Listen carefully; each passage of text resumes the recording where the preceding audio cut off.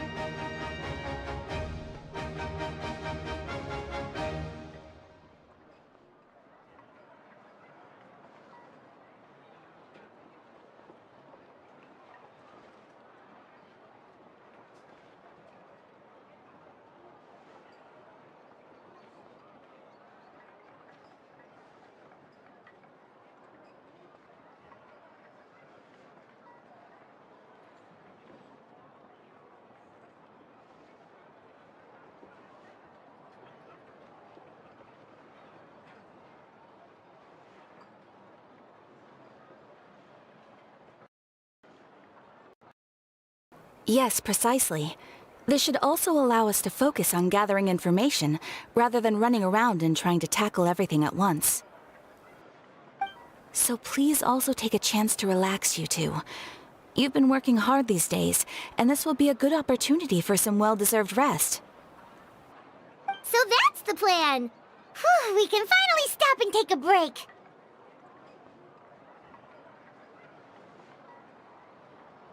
Paimon knows that. It's not like Paimon just wanted to lay here and do nothing. The movements of the Abyss are always unpredictable. There have also been times when it suddenly became more active in the past. The people here generally see it as something like an acute natural disaster. Once the disaster is over, everyone will return to their normal lives. We just all hope that day will be sooner rather than later. Oh, right. Most people have no idea just how bad the situation has gotten in the Night Kingdom.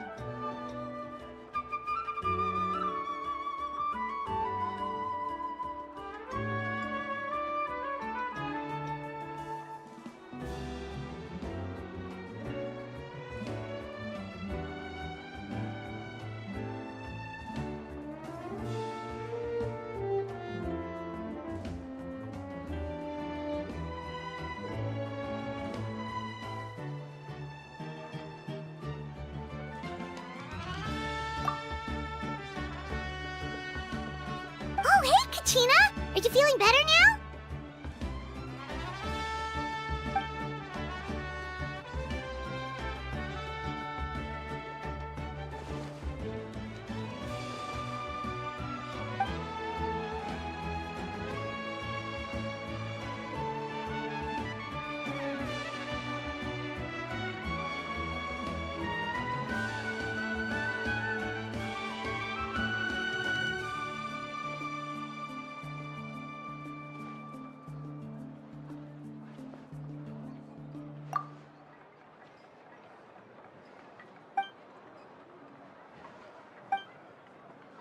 Wow! So we'll finally get to meet Shilonen, the legendary forger of ancient names!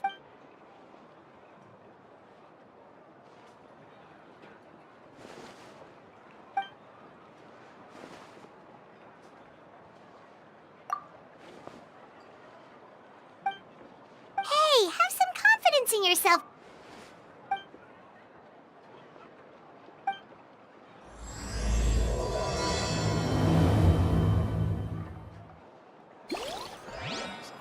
You might want to get a guide if you're not familiar with the area. Mixing process if you don't keep your voice down.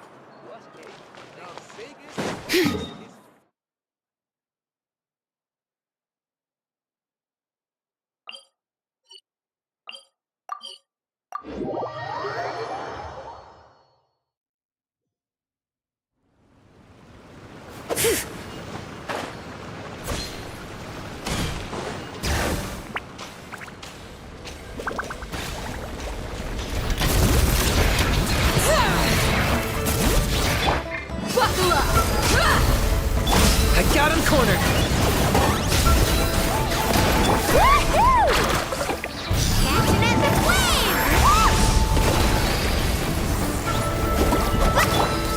Claim these souls!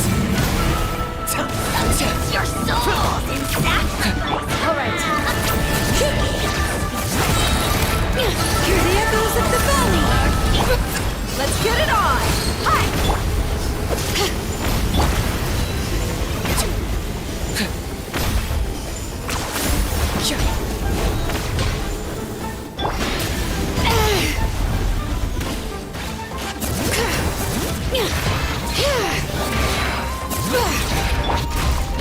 Look alive!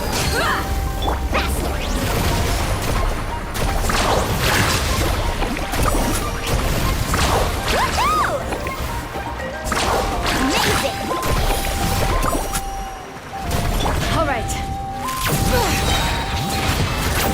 Letting grave names echo! Buckle up! Ha! Gloves off!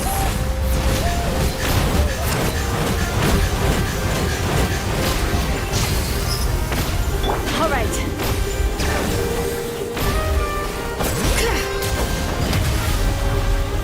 It's time to sleep.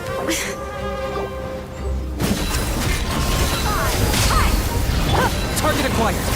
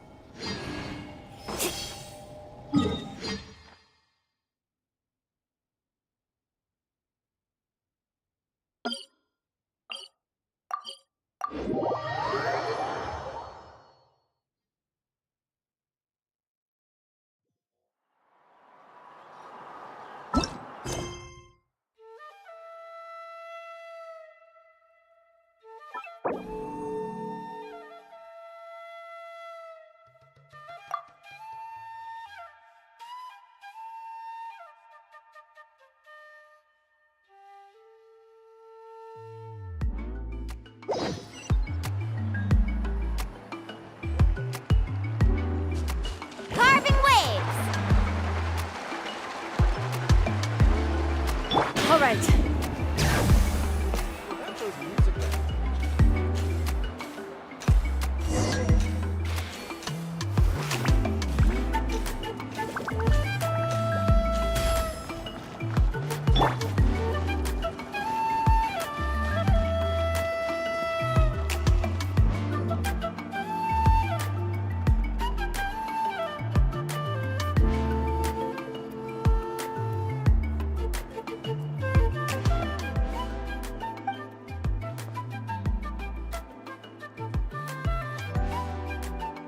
Ah, yes, so I've heard.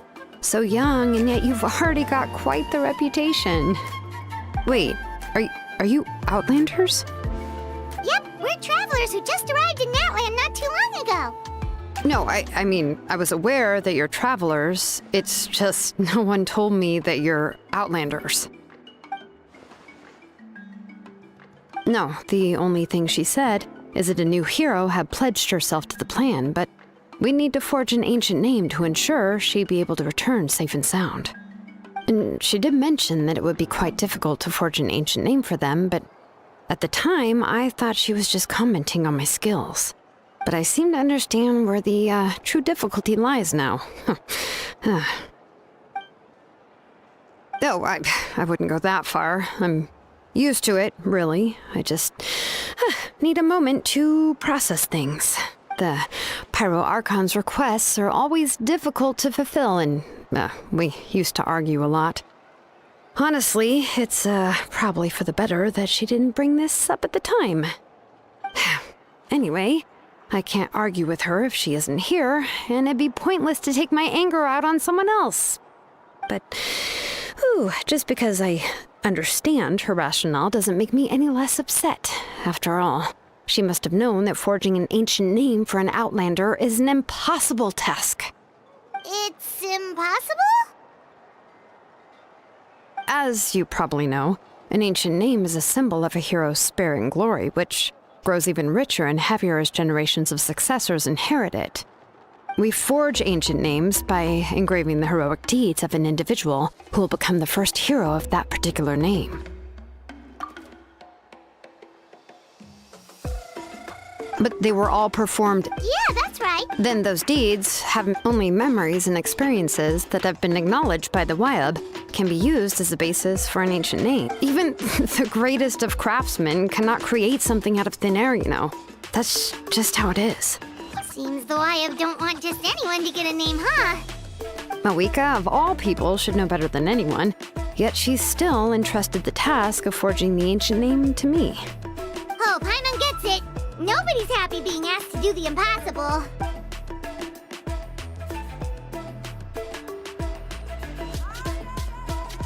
Ugh, don't remind me. Let's just focus on how we can pull this off. How to achieve the impossible. You mean you're already willing to accept the task? Well, what else can I do? What's happened is already done, and it's not like I can outright defy the order of my Archon. If she gave me this order, then she believes the ancient name is an indispensable part of her plan, and that I'll be able to find a way to make it happen. In other words, the order is an affirmation of my abilities. Whoa, not only has she accepted the task, but now she's looking for silver linings?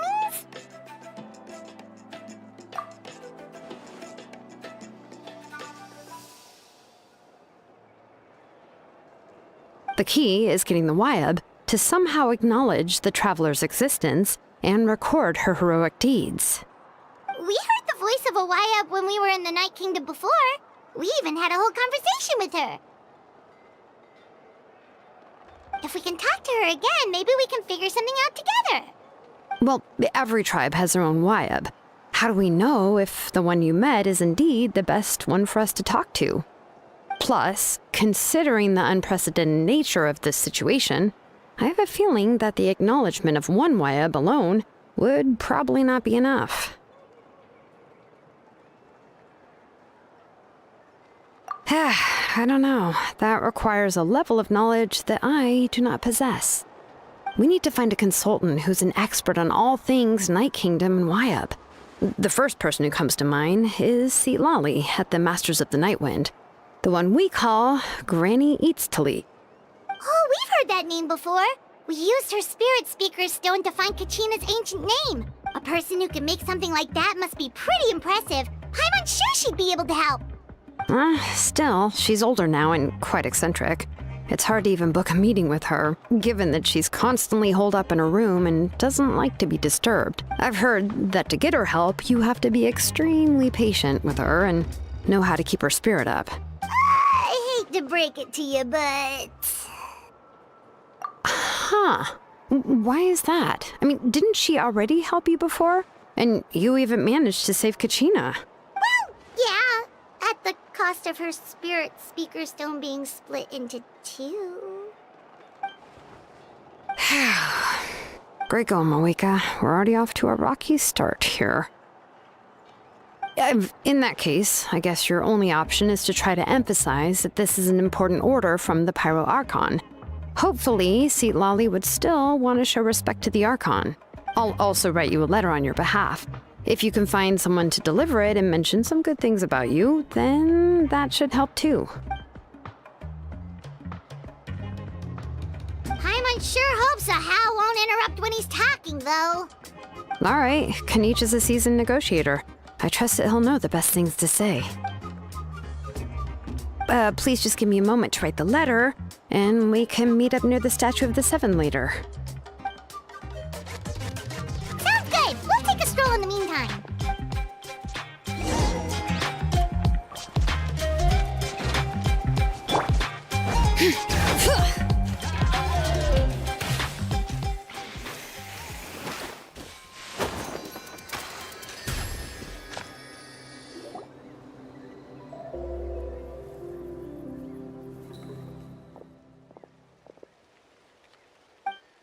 I'm sorry to...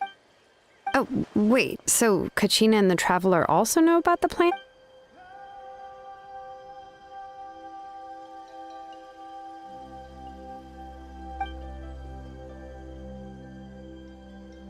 Right. She mentioned there are 6 heroes and that Shilonen is one of 4 that have already been acknowledged. Oh, well, then I suppose there's no need to keep any secrets between us. Having companions walk by your side is perhaps the best solace when facing such a bleak reality.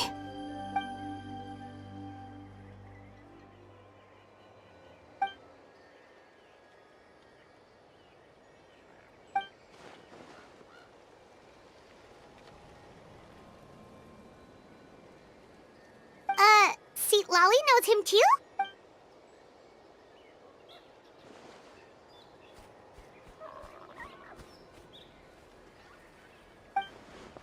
Given how the Masters of the Nightwind love to babble about dreams and revelations, they're already a pretty strange bunch to most. I've never met Auroran, but if they consider him the odd one, he's got to be pretty far out there. Huh. Makes sense. But...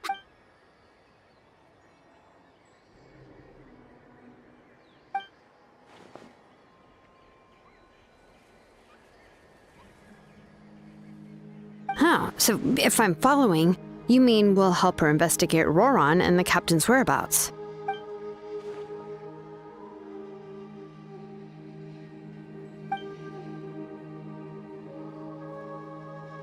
Yeah! Plus, we kinda owe her one anyway to make up for breaking the spirit speakers down. This is a pretty well thought out plan, as expected of Molly Poke Kanich. Then, yeah, I'll leave my letter to you. Let's hope Seat Lolly can meet at the stadium in 2 days.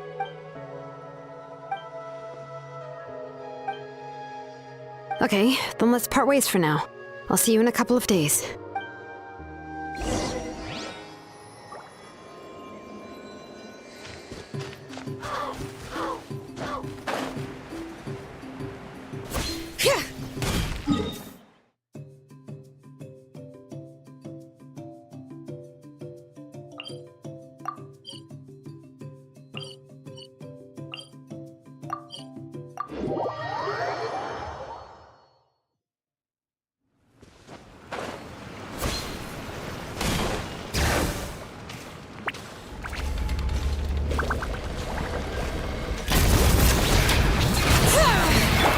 Let's get it on!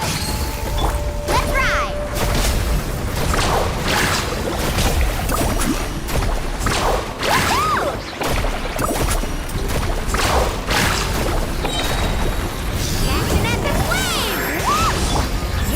Mate!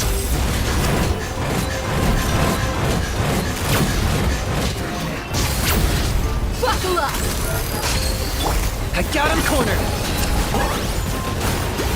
All right.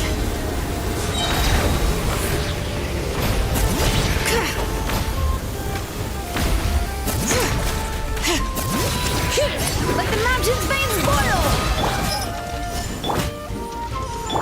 Locked on!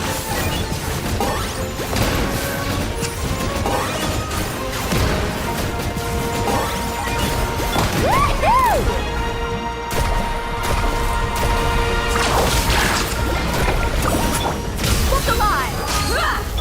Shadow the past! Mine to command! I got him cornered! Glory to which none can compare! Special fun when I do that move. Leave me insect! Now you know you can.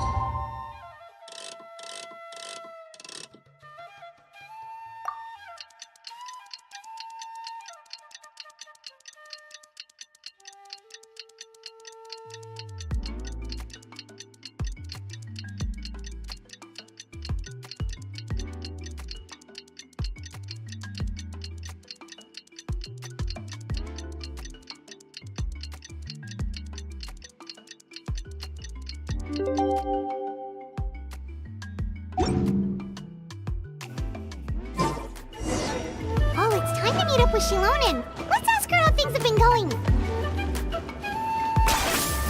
really are a one-trick pony, you know.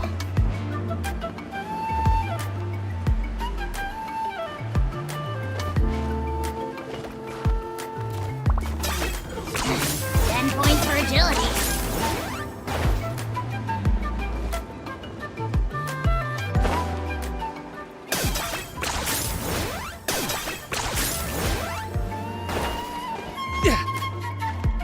All right.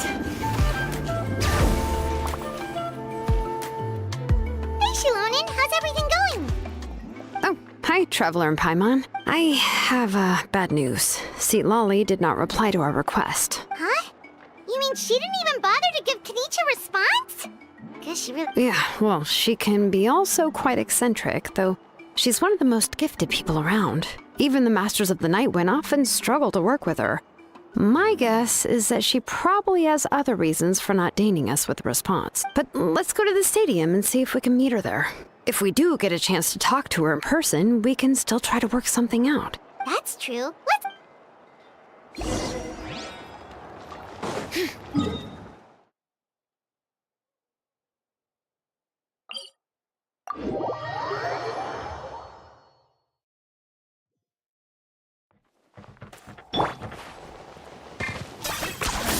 You really are a one-trick pony, you know.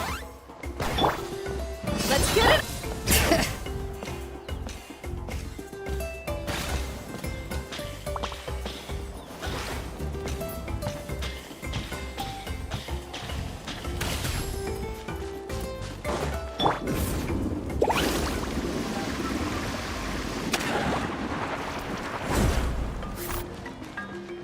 Need a surfboard?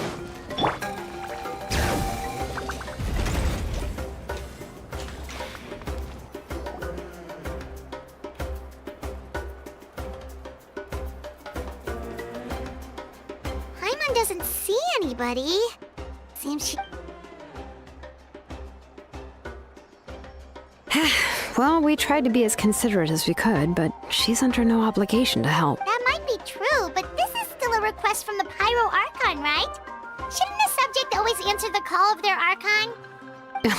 A subject? Well, if you ask me, I'd say we're all more like friends with the Archon. Yes, Mawika is our leader, but that doesn't mean there's any kind of tall barrier between us and her. The only thing is that she often has very high expectations. Huh. So even though she's super powerful, it sounds like she's actually pretty down to earth and easy to get along with. Unlike that old hag Granny Eatstily, right? Does she think she can ignore us just because she's famous? You all talk about her like she's some kind of huge deal, but she didn't even bother to reply to our letter! Seriously, if she didn't want to come, she could at least let us know. If that's what aging does to you, Paimon never wants to get old. Oh, really? So, that's how you see me? Huh? Who's there? Who's talking next to Paimon? Oh, don't mind me. I'm just a disgruntled old hag, right? Come on, relax. I'm sure my bark's worse than my bite. Huh? See, Lolly. Wait, you're Seat Lolly? You're Granny Eatstily? Yes, Granny Eatstly. But emphasis on Eatstly, not Granny. You must know this trope from light novels, surely. They use it all the time. The young man who's actually the oldest person in the room. The girl next door who turns out to be a seasoned veteran. The wise sage who looks like a little kid. Oh, wipe that look off your face! You've seriously never seen an older lady that doesn't look her age? Okay, well, don't go thinking it's a trick either. See? I'm barely wearing any makeup. Did I forget to mention, she's called Granny, but she's actually pretty young.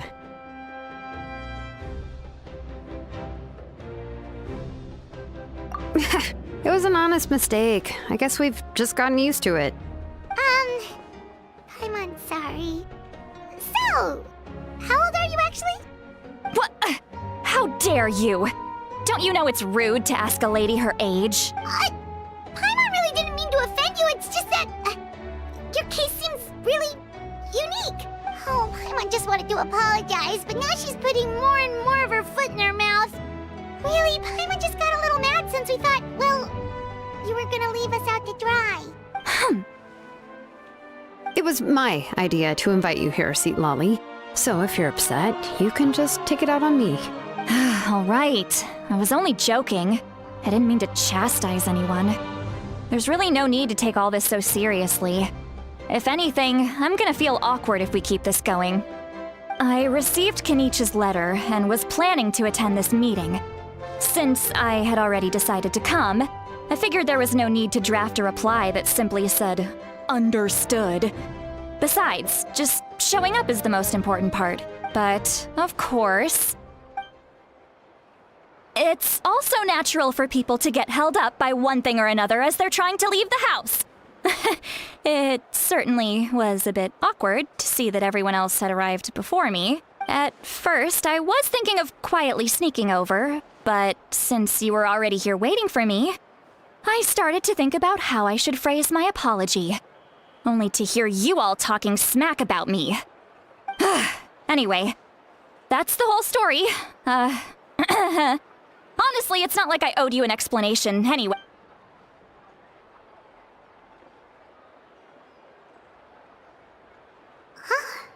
What's with that expression? Was she feeling embarrassed just now?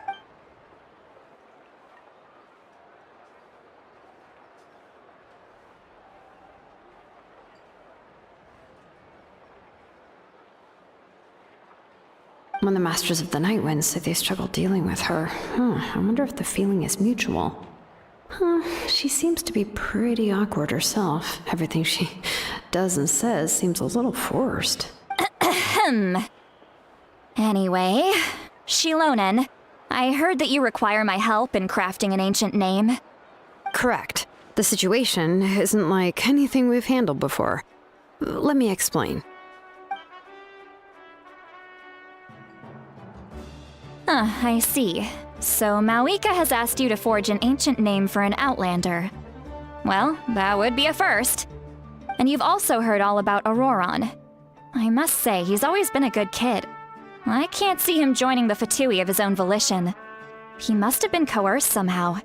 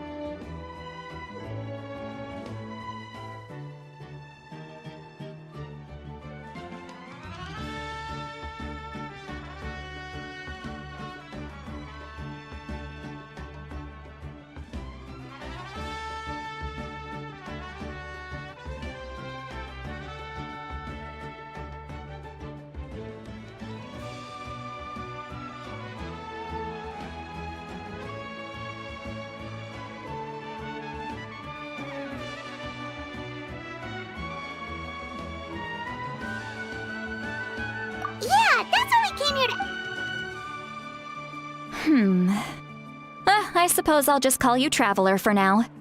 Traveler, come here. Let me take a good look at you.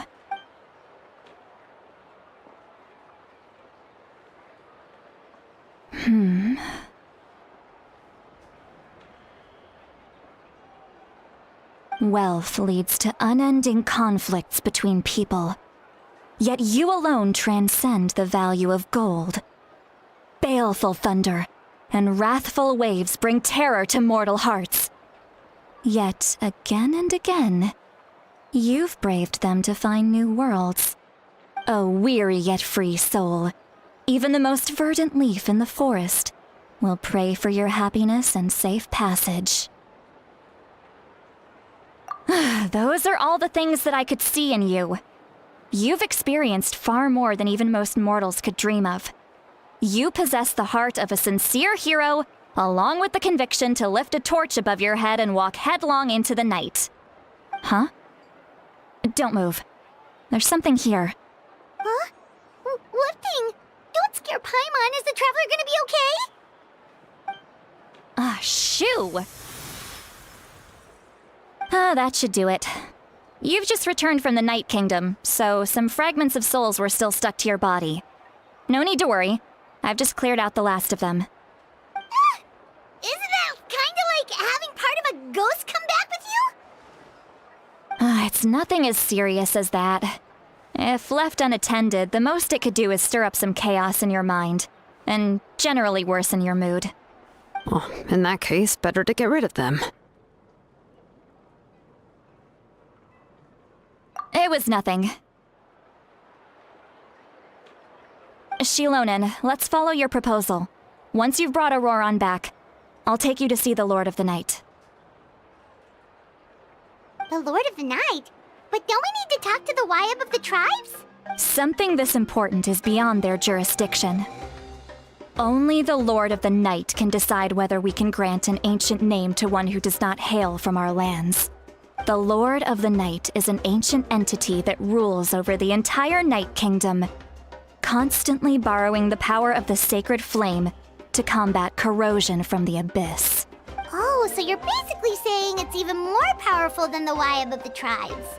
Well, that sort of makes sense, being the Lord of the entire Night Kingdom and all.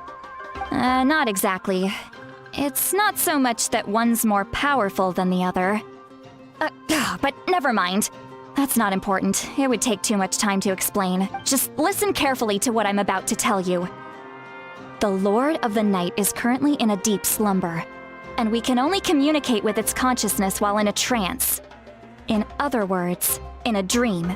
But I will need to prepare a few more things if we are to hold a ceremony to achieve the state of the trance. I'll make a list. Can any of you get everything for me? I can go. It'll probably be a long list, so better leave it to someone who knows all the local vendors. Sounds good. Then we'll go with St. Lolly to track down Auroron. Phew, the Fatui are nothing to scoff at, so please, be careful during your investigation. If you need any help, just come find me. Yep, we'll be sure to play it safe.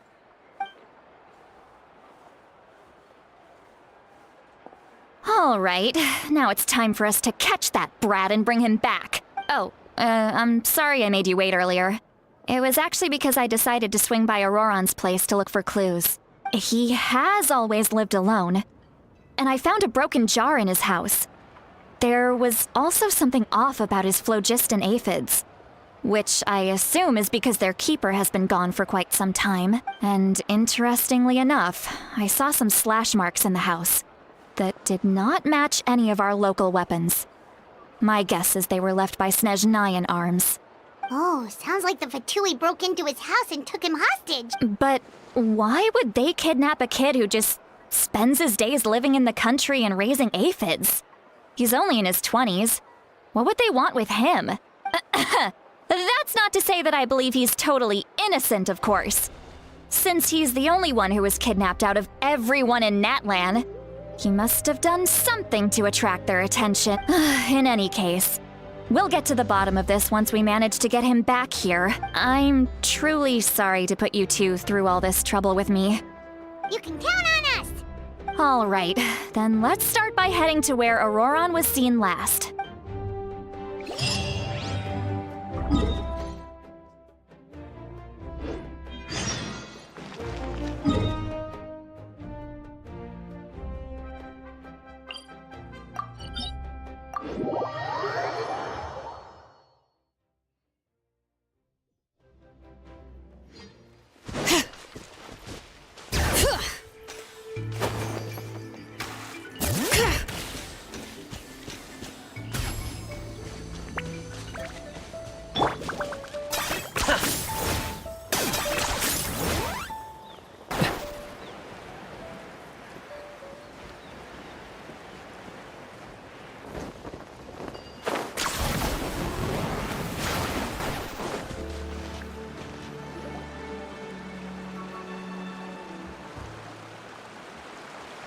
This is the spot. An eyewitness claimed to have seen Auroron speaking to some Fatui soldiers here. I don't know how much you're willing to believe me, but Auroron really is a good kid. I see no reason why he'd suddenly get involved with the Fatui. I'm convinced that what the witnesses saw was actually the Fatui coercing him, or perhaps trying to extract information. However, I doubt anyone would believe me, given there are no signs of a fight. Didn't Kanich say that she's a big name in Natlan? Feels kinda weird to see her so frustrated and helpless like this. Auroron? Well, he was left at the side of the road as an infant, and the people of the tribe took him in. You could say that everyone had a hand in raising him. He learned a lot from us, and once he reached adulthood, he built himself a house out in the countryside.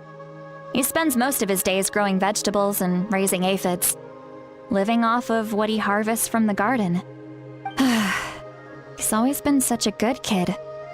He would even get his friends to deliver whole bags of fresh produce to my place.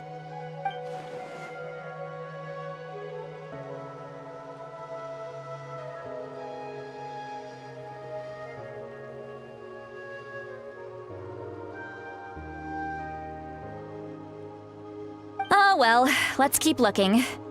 He can answer all of our questions once we find him. He's been raising phlogiston aphids for a long time, and since they were disturbed, they secreted a special type of phlogiston. We can use that substance to track his movements. Let's follow the phlogiston trail. Huh? What trail? Paimon doesn't see anything.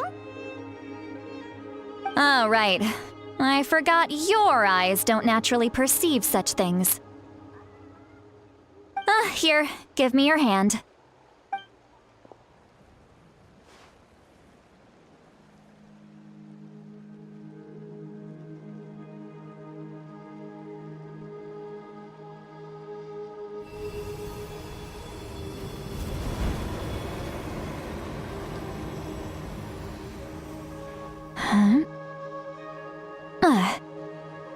How about now?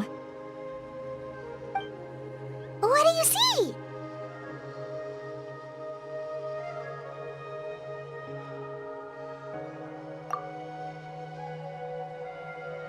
Whoa, Paimon can see it now too! That's right. I used a spell to temporarily transfer a portion of my senses to you. For a short while, you'll be able to see the phlogiston too. Wow, you can even share your senses with us? First time Paimon's heard anything like that. It requires a very rare spell that most people aren't adept at. But don't worry, it's a cinch for me. Between the two of you, it seems the Traveler's senses are a bit stronger than Paimon's. When I held your hand just now, I could sense that you've got a great affinity for phlogiston. You're extraordinarily gifted. Anyway, we'll need to use our vision now to track down Auroron. Good luck, you... Over here, this way! See, Lolly might say a lot of deep and confusing stuff, but this spell of hers is really something. What does she mean by deep and confusing? As far as elderly shamans go, I'd say that I'm already pretty easy to talk to. Is there any other old hag who's as fluent in the language of the youth as me? But is my way of speaking still not trendy enough? I've already tried my best to match their speech patterns. But given the looks on their faces just now, or perhaps I'm still not fashionable enough? But that can't be, right? Don't tell tell me they're still getting the impression that I'm super old-fashioned. Huh?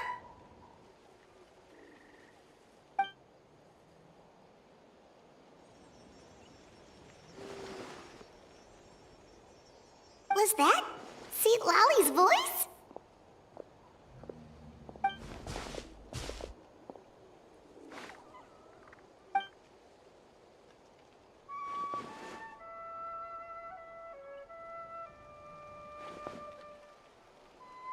Now that I think about it, it's a good thing I found some helpers this time. Some things are best done with the help of friends.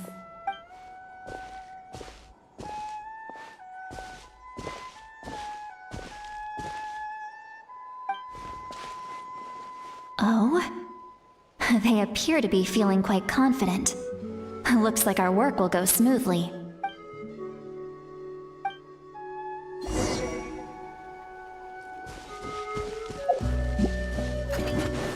Hey, looks like there's a new camp over there! Yep.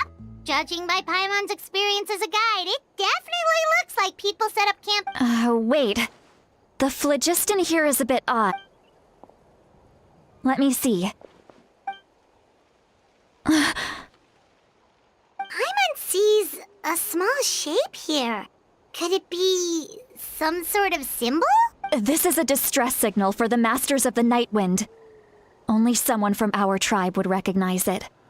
So Auroron was indeed being threatened. We've got to find him. Fast. Leaving such a subtle mark implies that he was trying to be discreet. In other words, he was probably under the Fatui's watch. If they notice us, we can just charge in and fight them to the death. But what if my darling grandson is also there? I can't have him caught in the crossfire. No, I've got to be careful. Otherwise he'd get hit as well. How annoying. No, I've got to stay calm and keep my composure.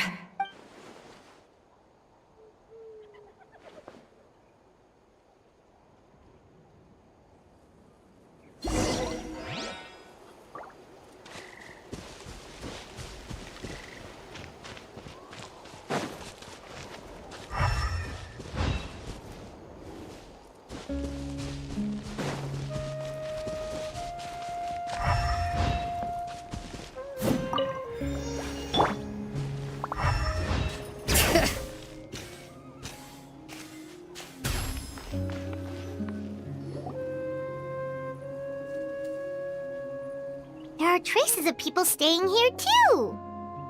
Wait a second. The phlogiston around here is jumbled up. I can also smell a mix of elements in the air. Pyro, electro, and some other elements as— Kanich told us that you were super amazing. No wonder you can sense so many more things than us. It's about time that little brat said something nice about me. There are signs of a struggle here. Judging from what's left on the scene, there must have been a fight. But after that, the factions seem to have gone their separate ways. Both the phlogiston and the elemental traces in the air support that. Do you still remember the little mark we found before? Paimon's thinking, what if Auroron wanted to leave another—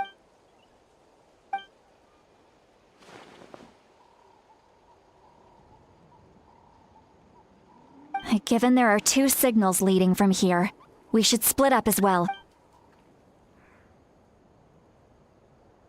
I'll take this direction, and leave the other one to you.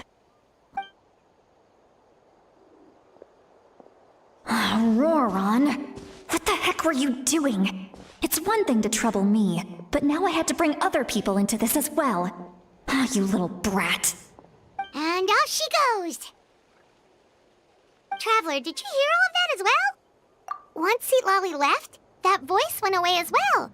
Paimon even tried calling her name inside Paimon's head, but there was no response. So you were thinking the same thing.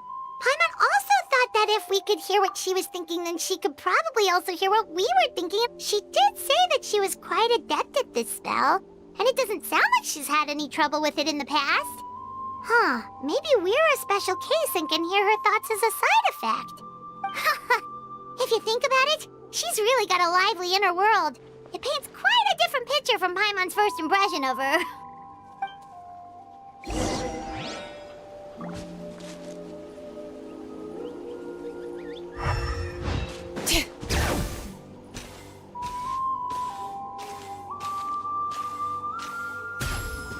Paimon sees some traces here. Let's follow them and see if we can find anything up ahead.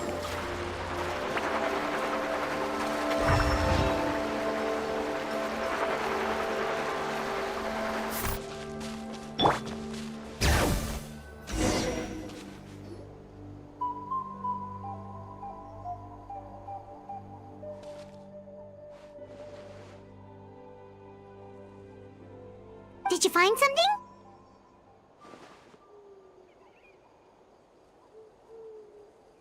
Huh. So we can't tell where Auroron might have gone from here. That's weird. The phlogiston trail suddenly stops. We can't make anything of these footprints either. But he can't have just evaporated into thin air, right? We know he wasn't alone. He had all those Fatui with him. So, you can hear the sounds of the wind from beneath the earth.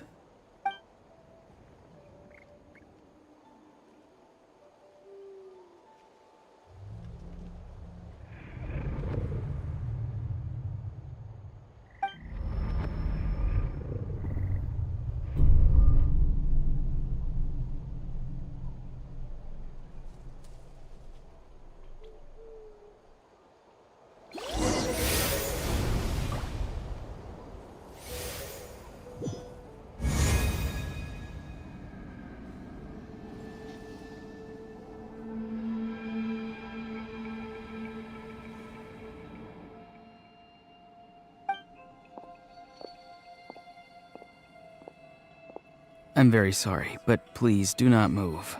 I have no desire to hurt you. I apologize that our first meeting has to take place like this. It's just that you're much like one of those animals with ears that perk up as soon as it senses danger in their environment. And given your combat proficiency, I would not have been able to gain an advantage over you if you were anywhere else in the world. However, you're now in the Night Kingdom, a familiar domain to the Masters of the Night Wind. Hello, traveler. I'm Auroron, the one you've been searching for. Ah, the Fatui's custody. I see. So even Granny has told you that I was coerced by the Fatui. I'm afraid you've been brought here by a lie, like a false omen in the lingering smoke. My friend and I only left those traces to lure you here. Deceiving you was never our true intent, however. It was simply the fastest and most feasible way for us to set up a meeting. Greetings, traveler from afar. Be careful with this traveler. Her soul is temporarily restrained by us, and it appears to have become more fragile in the process. It's taking all my concentration to hold on to her. It was I who tasked Auroron with leaving the traces to lead you here, and I who used the Master's ritual to bring your soul to the Night Kingdom. I've heard much about you from the past encounters you've had with my colleagues. Given the present situation in Natlan, I would like to sincerely request a formal meeting with you, in person. I will use the opportunity to explain my goals and motivations to you, as well as why I mistrust Malwika, the Pyro Archon. I believe there is little reason for you to blindly follow her plan. If you would like to hear our intel, then find us to the east of the stadium. But remember, not a word of this to anyone. I would like to avoid any further conflict. You will see me again once you return to reality. No matter what I say, please, help me keep this a secret. This is all to avoid dragging Granny into this conflict.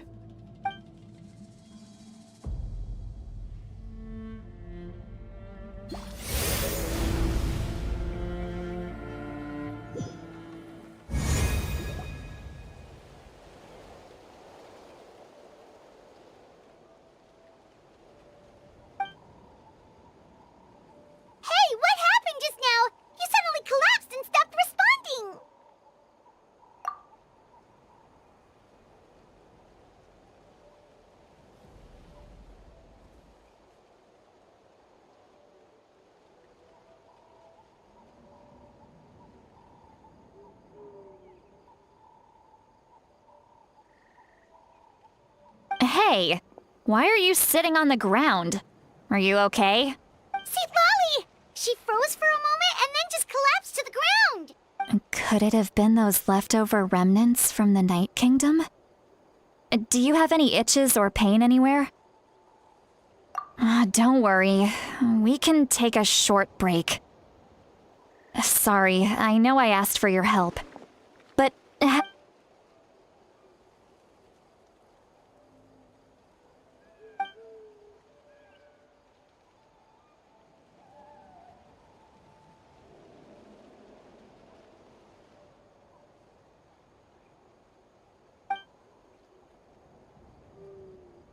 If you're feeling sick, you should just say so. See, Lolly should be able to, exorcise any ghosts or weird stuff that you picked up in the Night Kingdom. A seasoned traveler must know the importance of not pushing yourself beyond your limit. If you need anything from me, just say the word. In any case, let's take a bit more time to rest now.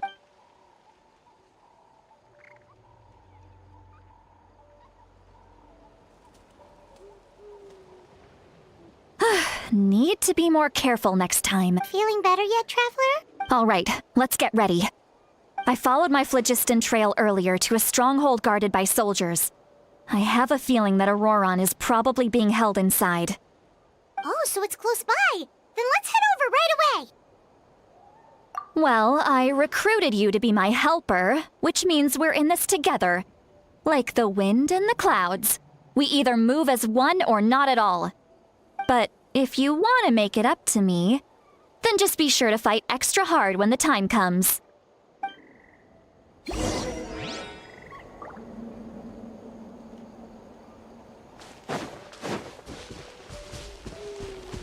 Bring it!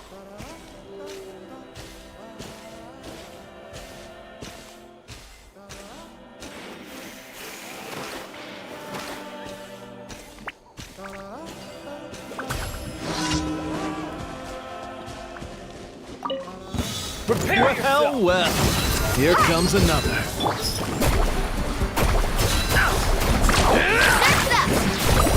Don't mind if I do. Let's do this then. Yes, you are. All right, hear the echoes of the valley.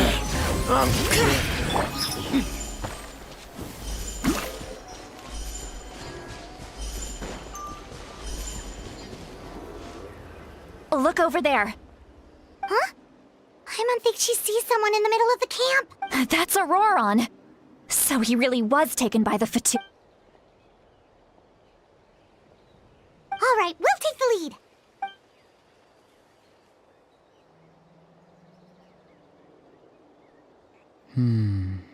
Hey, quit daydreaming.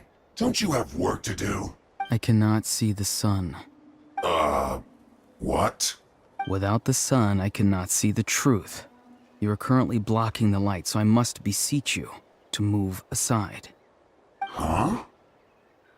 Okay, Mr. Philosopher. That's enough mumbo jump. Wow. I'm going to rip that guy's head right off. See, Lolly's struggling to control her temper now. Are you ready? Let's go kick their... on my count. Still trying to resist? You've got no idea who you're up against.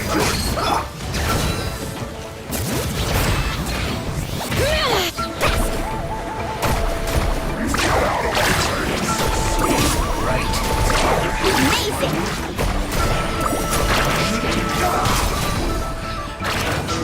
All right, let the mountain's veins boil. Let's get it on. Let's ride! You asked for it. Don't be a killjoy!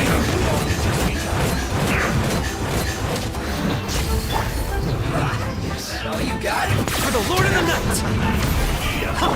Amidst your soul!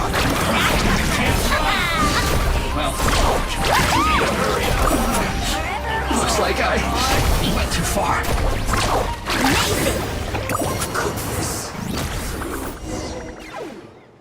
Auroron! know she's called Granny Eats to Leave, but it's still kind of weird hearing someone actually call her Granny. And greetings to you too, other Granny. What did you just call her? Granny. Is that not right? You are Granny's friend, are you not? You seem to be approximately the same age as her, so I figured you're also a Granny. How many times have I told you? It doesn't work like that. There are a lot of people who look about the same age as me. You can't go around calling everyone Gramps or Granny. Oh, wait. He's not a child, is he? Don't tell Paimon he's one of those people who look like an adult but are actually only 8 or 9 years old. Oh, your words have pierced my heart like a thorn vine. Given how hard those thorns are to remove, I may just need to find a pair of tweezers. Why are you so upset? You can just say yes or no. Of course I'm not a child. It's just Granny always taught me to show gratitude where it's due. And since the Masters of the Night Wind raised me collectively, I basically see everyone above a certain age as an elder I should look up to. Exactly. But if you keep that up, then everyone's going to be your senior. And do you think saying all of this is gonna save you from a scolding, Auroron? Haven't I told you 100 times since you were a kid? Heed the 3 warnings. Be wary of beasts prowling around, scammers looking for their next victim, and strange people who appear out of nowhere. Oh, so you do remember, and you just chose to ignore them. I always knew that living on your own was going to get you into trouble sooner or later. But getting kidnapped? That really takes the cake.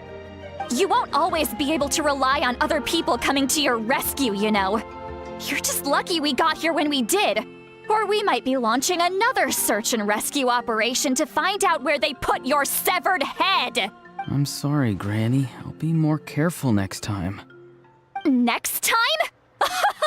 Oh, good one. You think there'll be a next time after this? They didn't hurt you, did they? No, they just asked me a lot of questions about Natlan's terrain and made me draw a map of the ley line distribution. Okay, now answer me honestly. Were you the one who helped the captain escape after his battle with the Pyro Archon? Yes. So why did you do it? Because they said they would need my help from there on out. They also said that if I refused, they'd just come to you, Granny, and they'd already figured out a way to make you do their bidding. Hey! I'm no ordinary Granny! Would they really dare to come after me? And you! Did the gods give you a brain just for you to not use it? Did you really believe everything they said at face value, and not stop to think?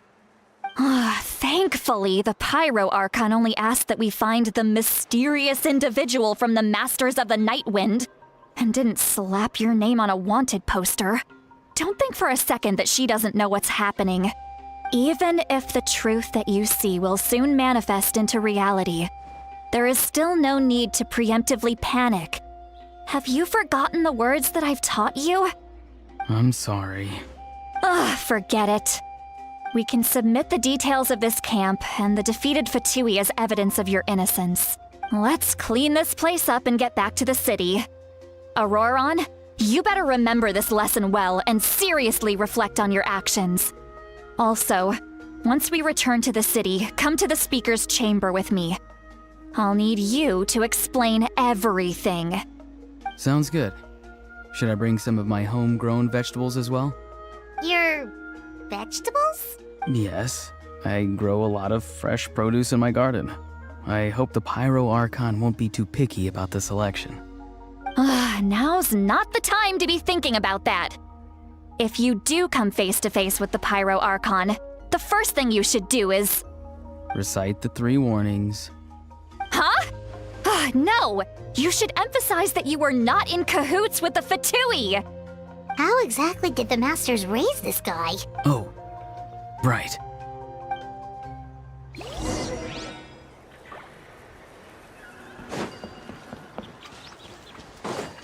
All right.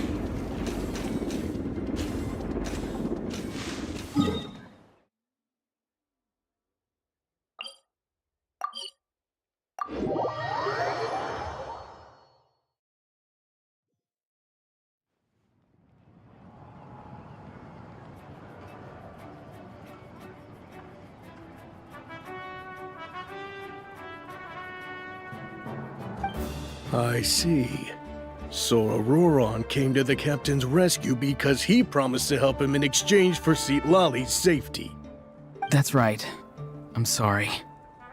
Now that you know Auroron was only trying to protect another member of his tribe, could I ask you to petition the Pyro Archon for her forgiveness? We'll give her a full report. We'll let you know once she's reached a decision. Will I need to stay here? Technically, yes. But if Miss Citlali is willing to serve as your guarantor, then we can release you from custody. Sure. I'd be happy to do that. I don't have any more time to waste here. I still have other things to do. Understood. Thank you very much. Mr. Auroron, please report back to the Speaker's chamber as soon as you've received notice of the Archon's decision. I understand. Thank you. And thank you too, Granny. Well, at least you won't need to hide your face anymore. Traveler, Paimon, thank you very much for your help. And don't worry, I haven't forgotten about my side of the deal. Once Auroron is settled, I'll go talk to Shilonen and get started on forging an ancient name for you. Oh, thank you! You scratch my back, I scratch yours. It's as good as done. You can just go twiddle your thumbs or something while you wait for the good news. Bye for now. Come with me, Auroron. We've got to find you a place to stay for the night. Goodbye, Other Granny.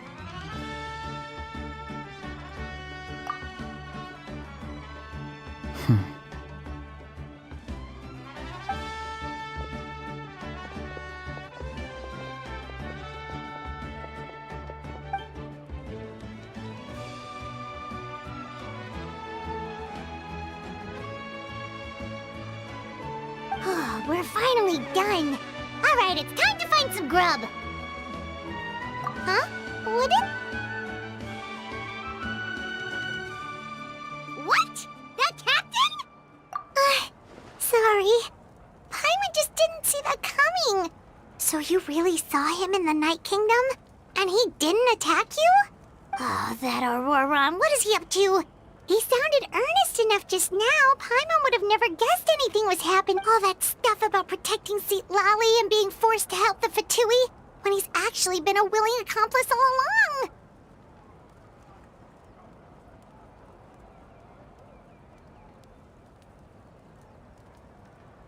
Yeah, you're right. Still, Paimon appreciates you telling her about this.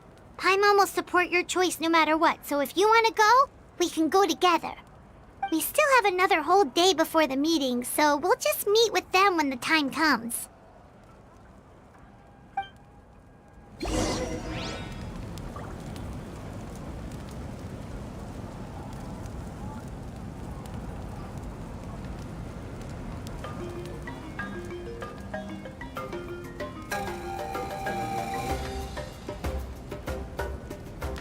We should, take a break after all that running around.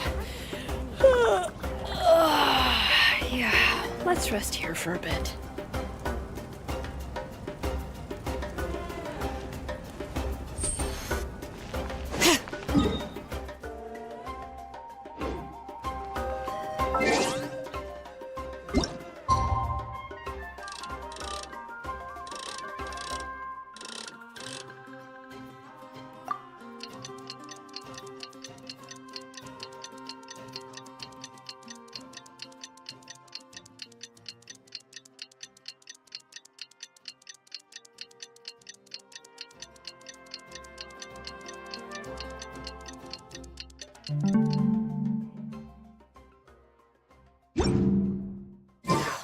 Potted plant on the porch has died again?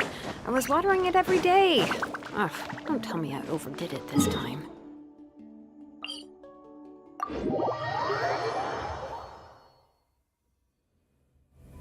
Bring it!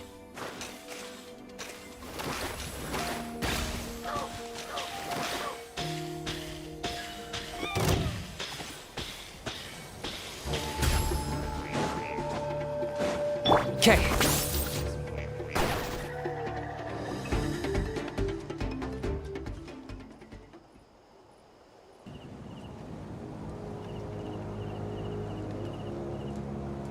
Weird. Paimon doesn't see anyone. Oh, please don't let this be a trap.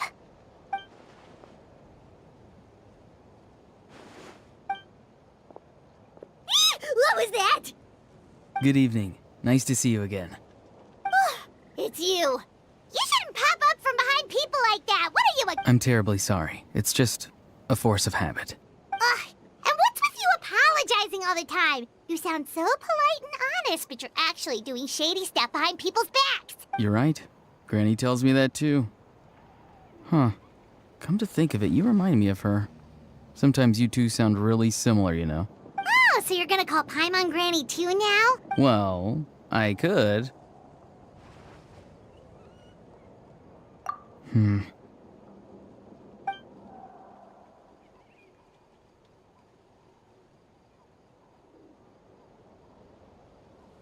It's all clear.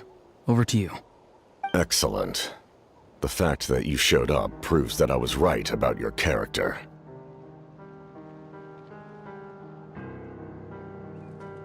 Yet, there's been a lot of talk about you.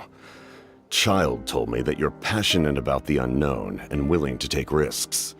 Rather than facing you as an enemy, I would much prefer to bring you to my side. If we allow the current state of things to continue, we will inevitably clash, and that's a scenario that I'd very much like to avoid. I've long heard of your exploits across the nations. Though you have crossed swords with my colleagues many times, I know that you are by no means an unreasonable person. And once you've learned the truth that the Pyro Archon Malwika would never willingly share with you, you may just find it in your heart to consider my proposal. I assume you've already been informed of the Pyro Archon's plan. In order to defeat the Abyss and save Natlan, she still needs 2 more heroes to appear. Wait, how did you know that? Never mind. Guess that's not important now. I've long kept a close eye on her plan. To be frank, it's an exceedingly risky plan. Will the heroes really appear? And even if they come to her, will their power be enough to drive the Abyss back? If any part of the plan goes awry, all of Natlan, even all of Tevat, will pay for her mistakes. Now, you may have been led to believe that this is the only plan available to her. But what if I told you she's had another emergency plan all along, the details of which she has chosen to keep hidden from you? An emergency plan? Yes. A way to keep Natlan intact, even if her original plan fails. But given the painful cost of its execution, she has chosen to keep it as a mere backup plan. Whether this stems from hesitation, fear, or even naivete, I cannot say. But Natlan cannot afford to wait until she comes to her senses. My fear is that given the enormity of the decision, she will be reluctant to confront the dire reality we face until it is too late. There will be no time left to execute the backup plan, and all of Natlan will be lost to the Abyss. We have to make the decision for her, here and now. Yeah, do you have any evidence for all this? Just telling us a bunch of scary stuff isn't enough, you know.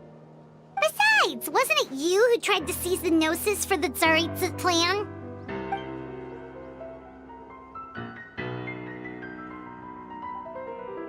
I knew you'd be clever enough to see.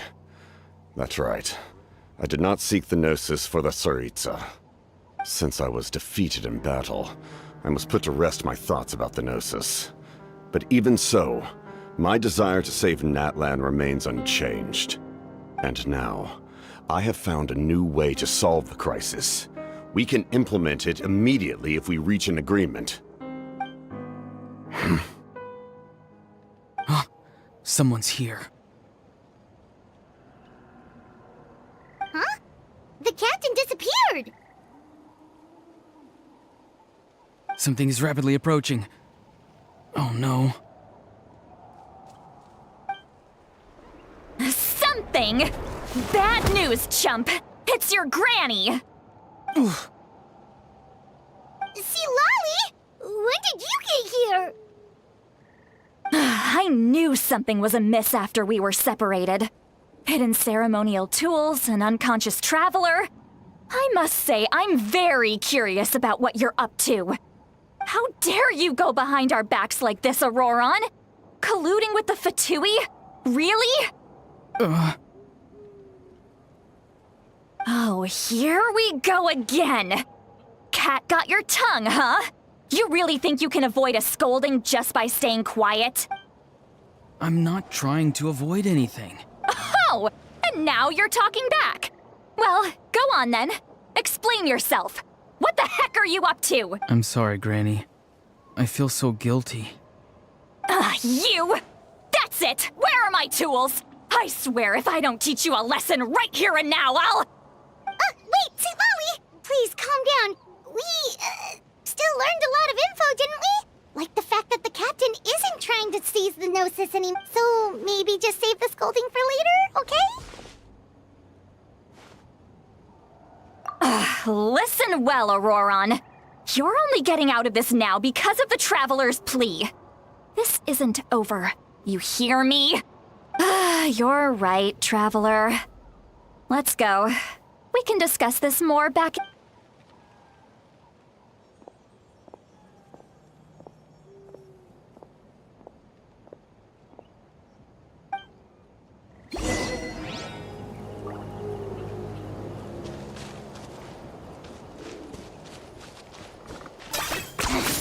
Points for agility.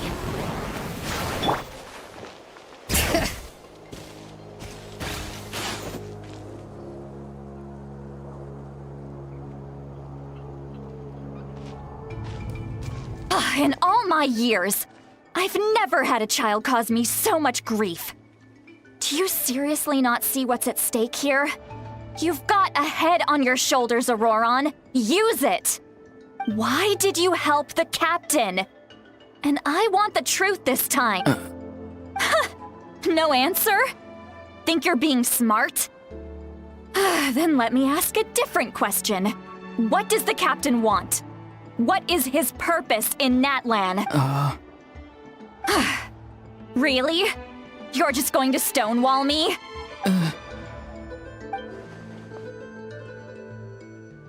Just use your brain for a second. What do you possibly stand to gain by helping the captain? Only endless trouble awaits you and everyone in the tribe. You've always been a good kid. Why would you throw that all away now? If you're worried about something, just talk to me. Granny would much rather we had a conversation instead of constantly clashing like this. Why is he... I'm sorry that you have to hear all this. You're very kind.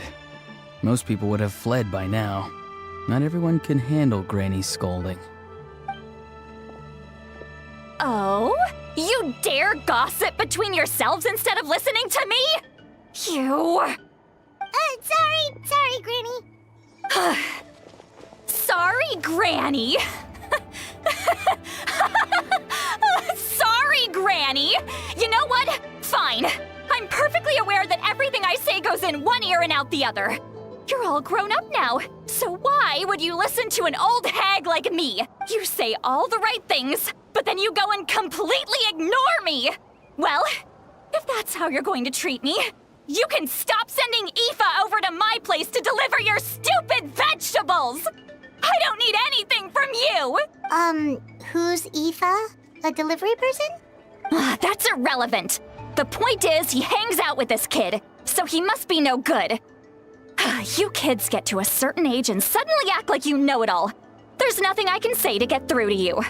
Auroron, if you're still thinking about that so-called duty, then please, just forget about it. The ley lines did not fall to this state because of you. And we've long closed the book on that incident. Seems they've started talking about some kind of tribal history. I'm starting to get lost. That's not it, Granny. I know you tend to get down on yourself when you're upset, but I can tell I really hurt you this time. All I can say is I'm sorry. His voice. Auroron! Where have you gone? It sounds like he's somewhere super far away, but Isn't he right here in front of us? I'm really sorry. It's up to all of us to do everything we can to save Natlan. So I've got to go. Get back here this instant! Auroron! Ugh, what is this? Powder from plant spores? Is that the trick he used? What just happened? How was he able to suddenly get so far away like that? It's a trick of his. If you grind spores into a powder and spray it in the air, it can be manipulated to create an illusion. He pulled it off flawlessly. He must have put a lot of time into perfecting it. Don't tell me that's how he's been hunting in the fields these days.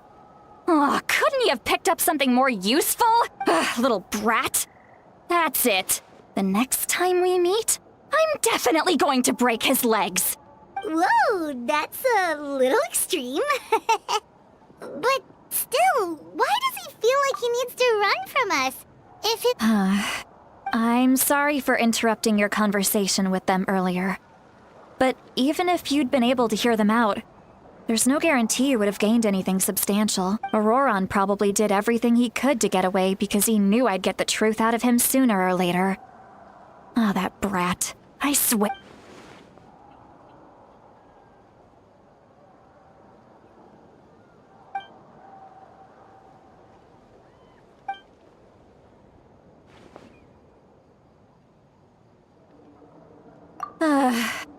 We've got quite a long walk back to the city. Let's take our time.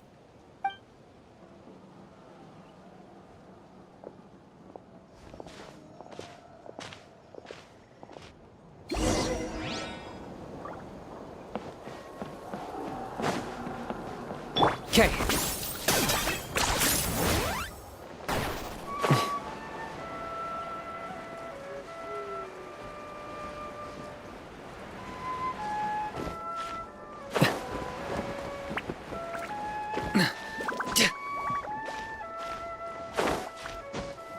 All right.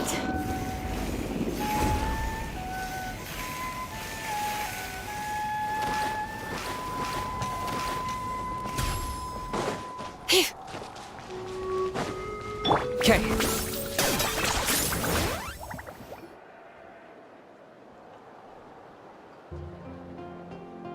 Do you two have some time? Feeling hungry? How about we get something to eat? All right, it's been a while since we last ate. Then let's go. We can find somewhere to... How did this become Paimon'sville? Sweet Lolly looks quite down on... All right. So you can just sit there. Hey, come on. Are you sure? We can save you some Mora. Mora is the least of my concerns. Besides, we're definitely due a meal after all the time we've spent together. Let me get this one. I might be an old hag, but I like to think I'm not completely useless. Sure, that's fine with us, but Paimon doesn't want you to be sad, Sweet Lolly. Don't worry.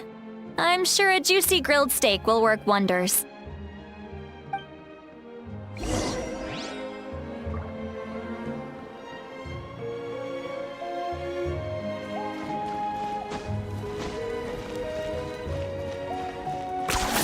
You really are a one-trick pony, you know. All right.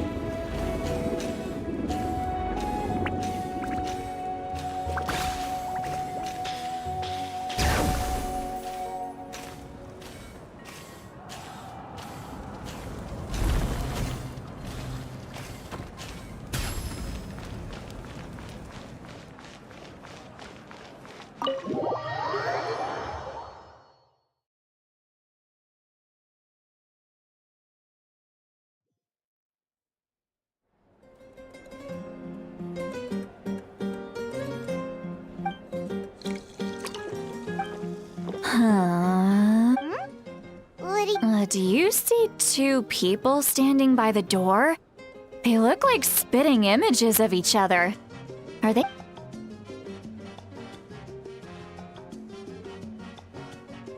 What? Paimon? Huh? How could that be? I guess my mind isn't as sharp as it used to be. Give me another bottle, boss! Do you think she's drunk? There you go, miss.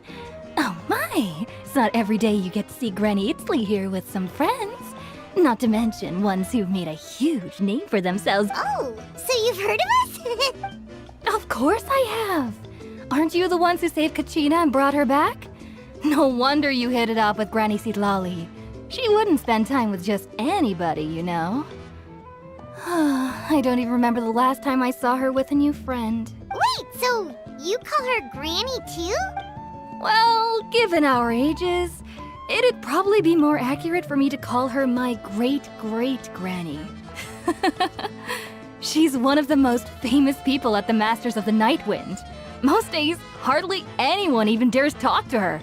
Huh? Gossiping about me right in front of my face now, are you, Chonka? Oh, please, Granny, I wouldn't dare. I'm just beyond happy to see you bring over some new friends. After all, any friends of our regulars are sure to be great customers too. All right, that's enough. Go on now. I'm sure the other customers would like to talk to you as well. There's no need to keep staring at me. I promise.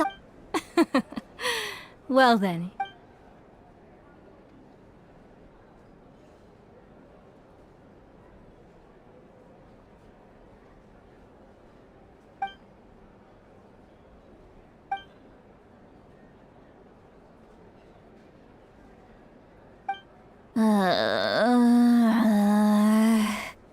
Sitlali? Sitlali? Who's that? You... Are you still... You chumps come around here, picking fights with me? Well, you know what happens next. You lose, and then run off home to tell everyone about how I'm this big scary bully. It's always the same story. You brats start it, I finish it, and then I end up with the reputation of being some kind of terrible monster among the shamans. I mean, come on. Monster? Granny Sitlali, you're not a monster at all. Exactly! And while we're at it, I'm not some lazy slacker either. Between meditation, advising the chief, and speaking with the Wyab, I actually have a oh yeah. And I have to mentor all the new kids. Hey, new kid. Yeah, you. Don't play dumb. Didn't I teach you how to find phlogiston? You see? I know my stuff. That's more like it. About dang time someone showed me a little respect. Yeah, Granny's a... Did she just fall asleep with her eyes open? Behind this pitch-black curtain, a chapter of hatred reveals itself. Behind the smoke. The lingering smoke. Ah, she's meditating again.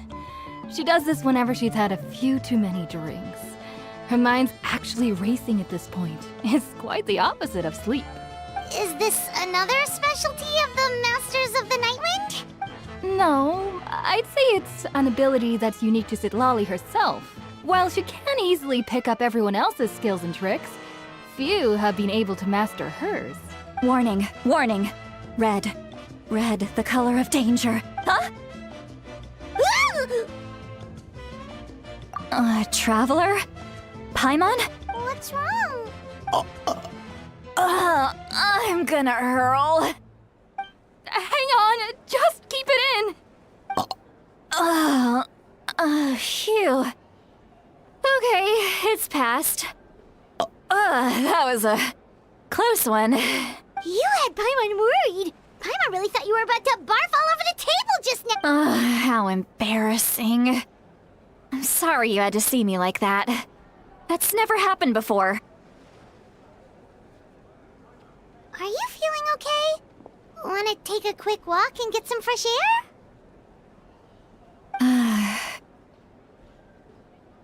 There's so much that I want to say, but... Why not? Of course you can. Just say whatever's on your mind. Please, Paimon. It's not as simple as you think. We've only known each other for a few days, right? What would you think of me if I were to start dumping all of my complaints on you after we've only just met?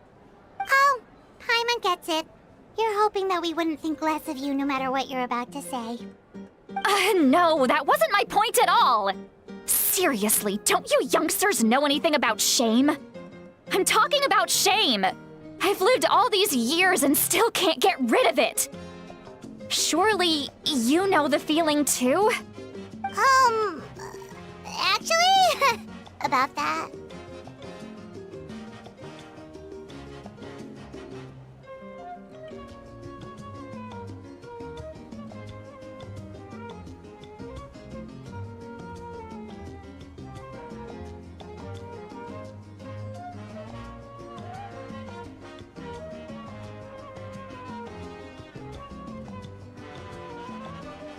Huh?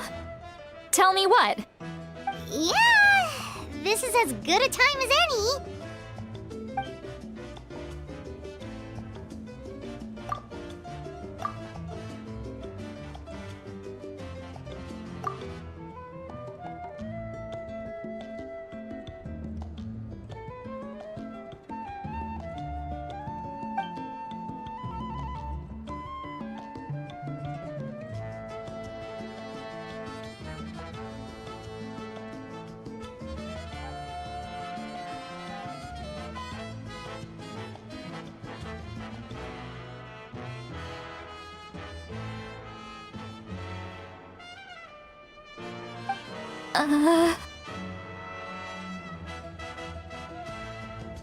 So, you heard... It's okay, Sweet Lolly. You had... I can't take it anymore! Why do these things... Hearing me mumble under my breath is one thing, but hearing what I mumble in my own head? It's just like when you're rolling on the floor in your pajamas, but you forget to lock the door, and someone bursts in to deliver cabbages and sees the whole thing! So that, It happens to people in general, okay? Doesn't matter if you're 200 years old or 1,000 years old. Everyone rolls around in their pajamas sometimes. I was just picking something generic. Take a walk with me. I have things to share with you. Looks like she's completely given up. Like those criminals who just confess everything and accept their fate.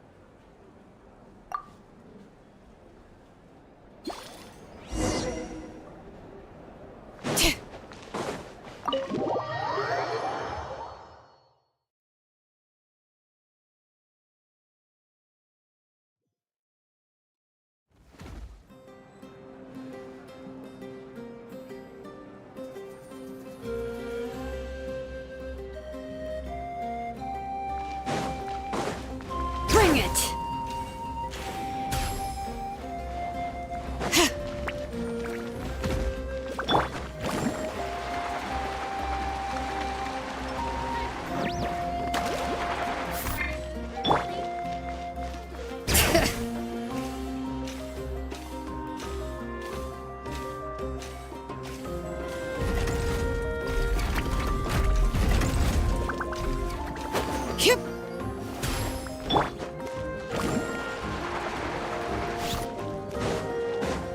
Okay.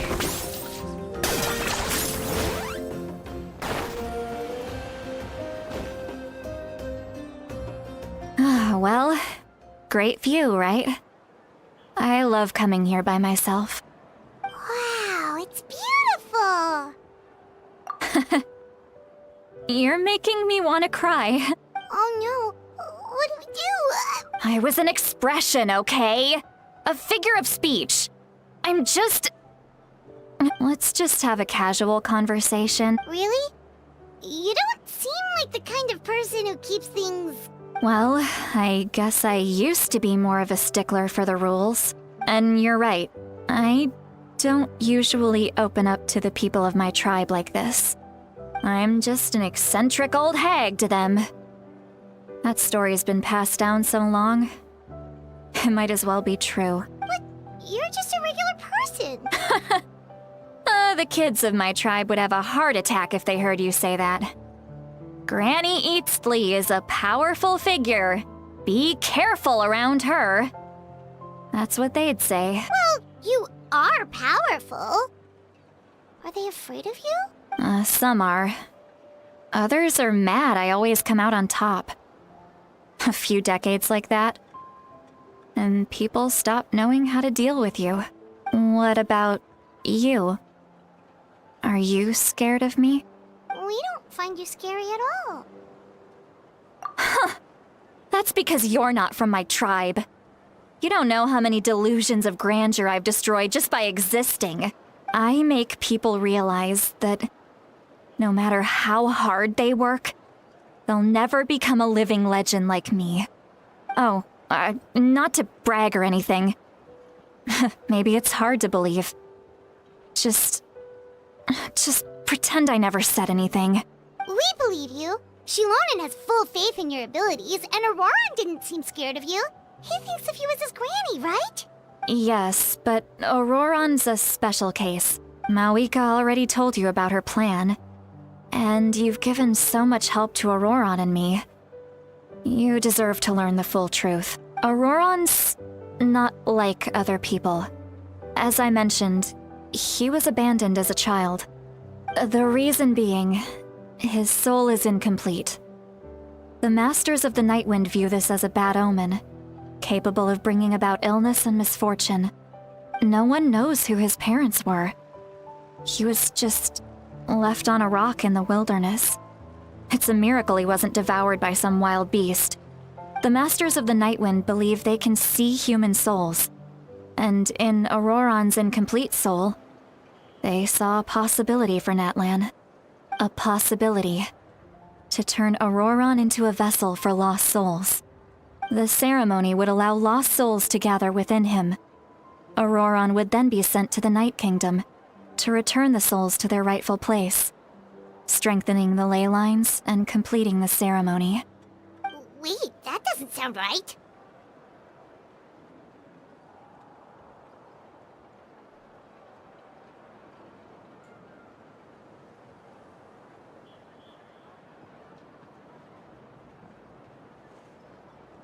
Now you see the problem. When damage occurs to the Night Kingdom, the souls held within disperse and remain adrift, unable to find a way back to the ley lines. This loss of souls damages the Night Kingdom even further. The ceremony can send back countless souls at once, which would benefit the Night Kingdom and the souls themselves. Of course, the vessel, Auroran, would be sacrificed in the process. I wasn't surprised the chief at the time came up with the plan. The ley lines were already in a When the chief asked for my opinion, I didn't give my approval, but I didn't object either. So they went ahead with the ceremony. It failed, and Auroran escaped with his life. Pathetic, isn't it? By not objecting, I basically gave them the go-ahead. Maybe they didn't have my explicit approval, but it's not like I did the right thing. If the ceremony was successful, Auroran would probably be dead. Of course, in my tribe, death is rarely something to fear. But what kind of message would we be sending by sentencing a newborn to death? By using a human life as a tool? It's not right. So, when I learned the ceremony had failed, I was ashamed by my inaction, and absolutely relieved by the result. The plan was never a secret. Or, I guess I should say, there was no point to keeping it a secret. A simple investigation from Auroran would reveal everything. Everyone thought he would be happy he survived. And he never really said anything to the contrary. But just as I was about to put all of it behind me, he asks this question. Would Natlan have been saved if the ceremony succeeded? Wait, but it's not his fault. He knows that, but he still feels guilty. Auroran has a strong ability to perceive souls. more than any of us. He understands just how dire the situation with ley lines has become. Maybe he chose to work with the Fatui because he still thinks he owes a debt to Natlan. I can only imagine what they told him. Traveler, didn't the captain say he found a way to solve the crisis? Maybe that's what brought Auroran into this. Anyway, we can't just let things go on like this. We have to convince him to come back! You don't look so good, Seatlolly. Maybe you should head back and get some sleep. Probably drank too much. It's okay. The fresh air is doing me good. Okay. Forget that. I need to go home. You've helped me so much already. How do I even begin to thank you? Hey, we're friends, aren't we? Besides, you already said you owe us a favor, so you don't need to worry about us. Good point. Well, I'll go home and get some sleep. We can figure out our next move in the morning.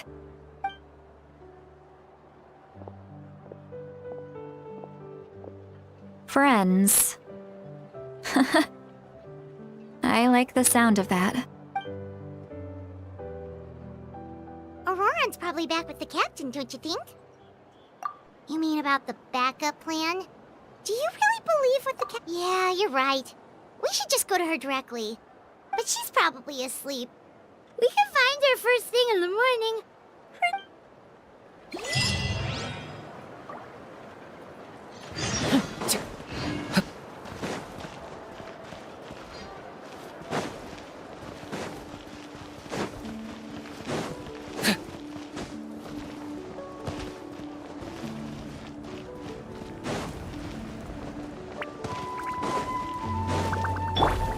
Bring it!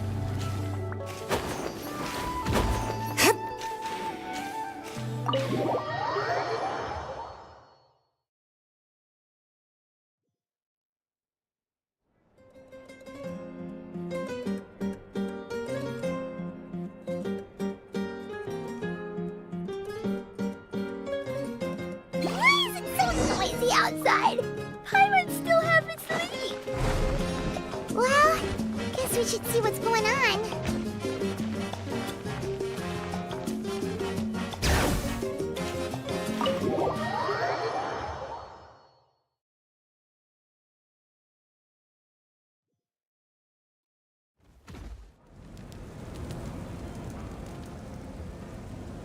You're already here.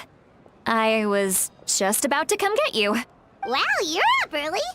That's impressive, especially after all the drinking last night. Let's not bring up last night. I'm embarrassed about the whole thing. Anyway, I was also woken up by the commotion. Looks like all the warriors from the stadium are on the move. I heard many areas have been attacked by the Abyss, including the Masters of the Night. The Abyss attacked again? Are you sure you can handle it on your own? Do you need our help? I'll be fine. We also have the support of the warriors stationed at the various outposts. Given the quick response, things shouldn't get too serious. The stadium could always use more manpower, so you should join the forces here. I'm done making excuses for him.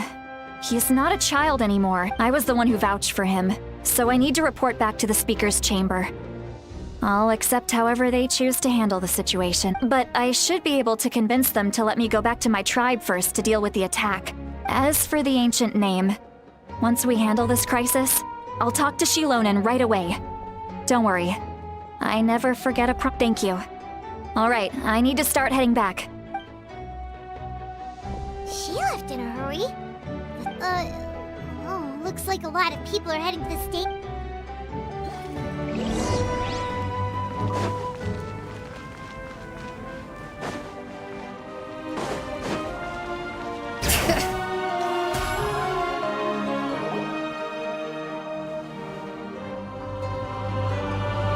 Traveler, over here! Perfect. Our star Outlander has appeared. Oh, you're all here! But, what's with the whole Star Outlander thing? Just my way of saying how awesome you are. We've got a real emergency on our hands, so this is the perfect time for you to show off your skills. Alright, but can we get a quick rundown of the situation first. The Abyss suddenly attacked the Collective of Plenty, the Masters of the Nightwind, the Children of Echoes, and a number of our camps and outposts in the wild. Yes, and the attacks are increasing in frequency. The tribes have plenty of defenses, so they're safe for now, but I can't say the same for the adventurers and merchants stuck in the wild. Chaska and I have been searching for survivors and treating the wounded. We just got back, but we need to head out again soon. I plan on heading back to the Collective of Plenty, just in case my tribe needs me. What about you, Mualani? Where are you gonna go? I'll go help the Children of Echoes. They're the closest, so I can start fighting right away. What about you guys? We could go together. Yeah, that does sound important. No worries. Just leave the Children of Echoes to us. Who knows? Maybe yours truly will have the Abyss on the run by the time you're finished. That would be pretty great, actually. I hope my tribe gets through okay. It'll be fine. Your tribe doesn't do all that bodybuilding for nothing. Let's part ways here for now. And most importantly, be careful, everyone. Oh, and some of us need to avoid getting contaminated by dangerous-looking substances. That will make my job a lot easier. Koichi, do we really have to do this now? It's alright. She's just looking out for everyone. Alright, let's hurry up and talk to the Pyro Archon so we can help the others.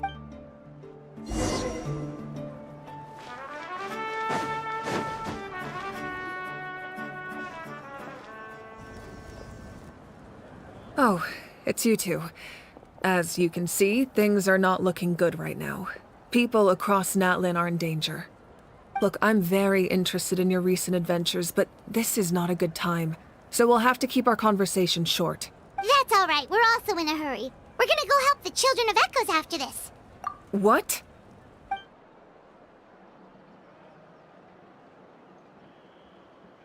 So he thinks my plan is too risky.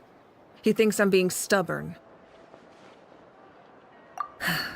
I shouldn't underestimate the Fatui's ability to gather intelligence. The Gnosis does have that function, but there's more to the story. I will answer you honestly, but you must help me keep this a secret. I can use the power of the Gnosis to save Natlan, but it comes at a heavy price. The Gnosis would drain all the souls and memories from the Night Kingdom and weave them into a giant net, which would surround the ley lines and protect them against abyssal corrosion. Wait, you can use souls to weave a net? But does that mean... Yes. It means sacrificing those souls in the process. Souls are just another form of life. The cruelty of this method is self-evident. The Night Kingdom not only houses the souls of the dead, but also our memories and legends. Using the Gnosis means converting all three into material for the net, erasing our history and culture. Even then, the net can still become corroded. If we cannot find a way to repair the damaged ley lines before that happens, then all those sacrifices are for nothing. Given the enormity of the price, it's a solution I refuse to consider right now. I want us to win, but I also care about how we win, and what that means for us in the end. Now, it's true, both plans come at a risk, but after weighing our options, this is our best bet. Natlan is unique among the nations of Teyvat. Given the ever-looming threat of the Abyss, the Pyro Archons had to account for the worst-case scenario. Having a contingency plan is our duty, not just to the people of Natlan, but to all who live on this continent. Still, this has always been a well-kept secret. I'm very curious how the captain learned this information. Oh, one more thing?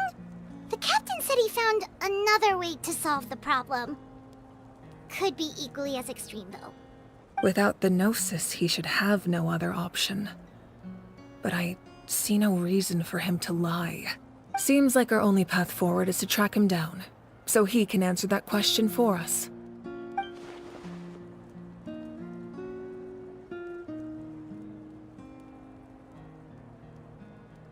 Judging by your expression, you must have doubted me, even if just for a second. Not even a little! We would never...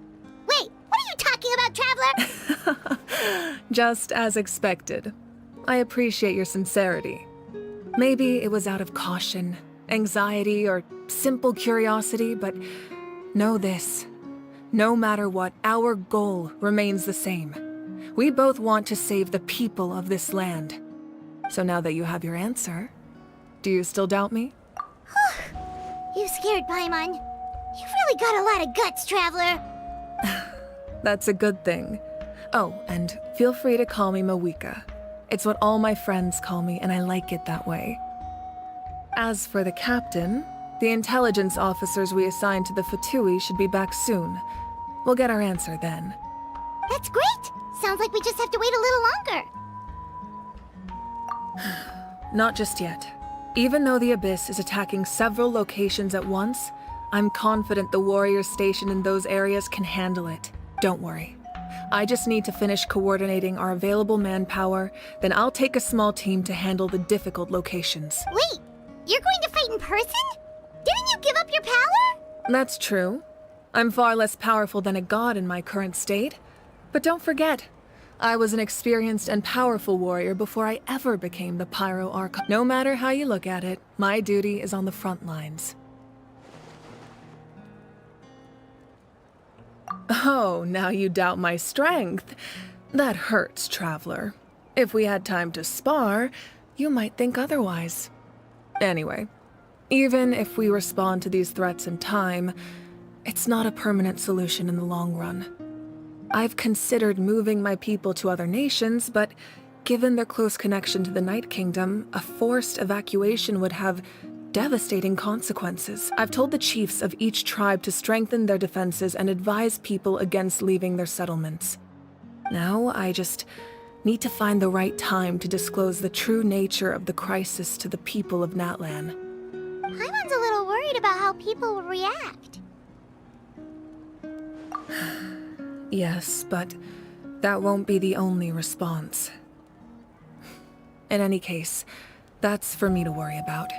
I'll let you know when we have more information on the captain. All right, we should head out. Maybe we can join up with Moani. She can't be too far ahead. No need to worry about me.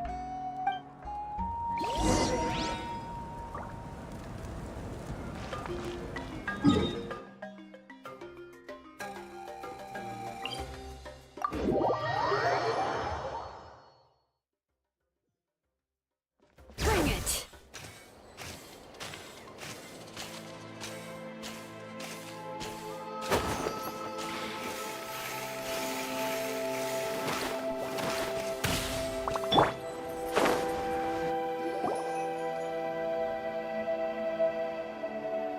Quick, over here! To safety! Kachina, how many people do you have left?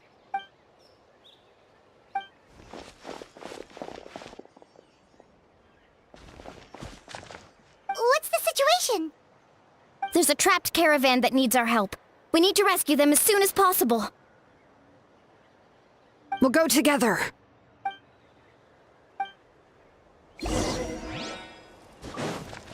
All right.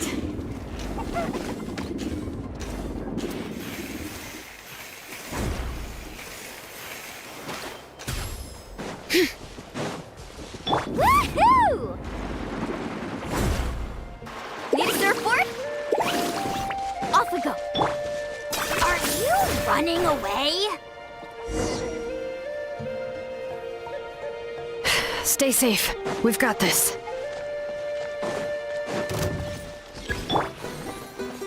Bombs away!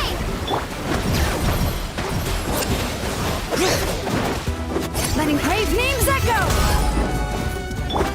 Get back! Surf's up! Check this out! That's the launch!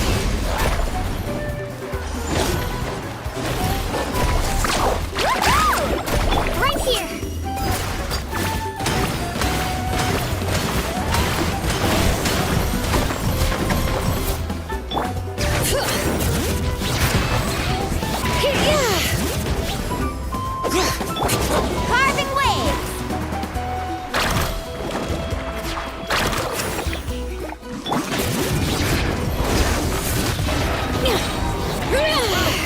the echoes of the valley! Clear the area! Let her rip!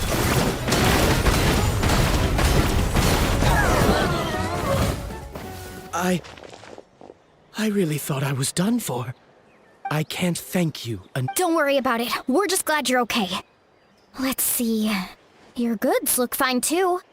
Guess the Abyss isn't after Mora. That should be the last abyssal pylon near the Children of Echoes. By the way, where's Lolly? I thought she would come with you. The Masters of the Night Wind also got attacked, so she went back to help her tribe. She said we can deal with the ancient name later. Yeah, that makes sense. The attacks are more urgent. Alright, this isn't a good place to talk. Let's head back to the tribe.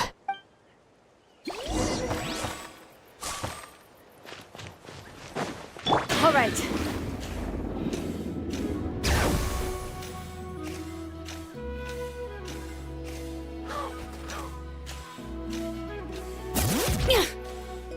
Okay.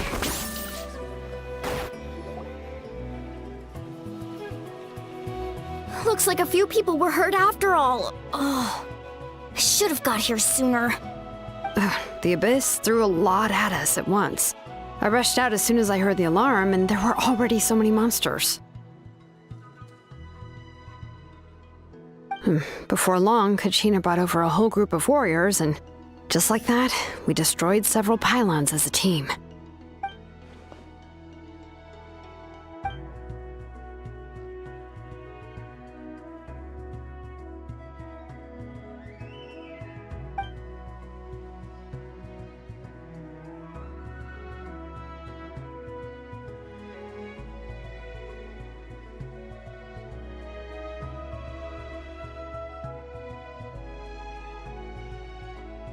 You mean the situation in the Night Kingdom, right? Yeah, I feel the same way. We've managed to keep it a secret all this time, but more and more people are realizing something's wrong. It's impossible not to feel anxious when things are getting worse by the second, and all we can do is wait. That just means we need to buy the Pyro Archon more time. Keep pushing, everyone. Every battle is worth something. You really are an eternal optimist, Mualani. You always find a way to cheer people up. Why, thank you. I guess it's one of my better qualities.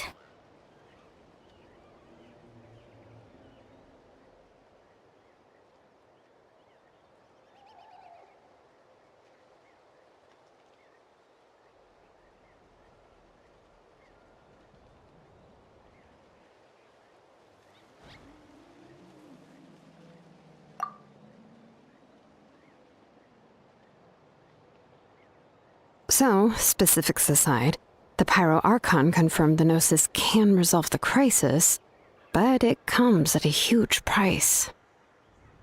And somehow the captain finds out about it, goes to fight the Pyro Archon, and calls her out for having a solution but refusing to use it. Honestly, if he has the same information as us, I can't really blame him.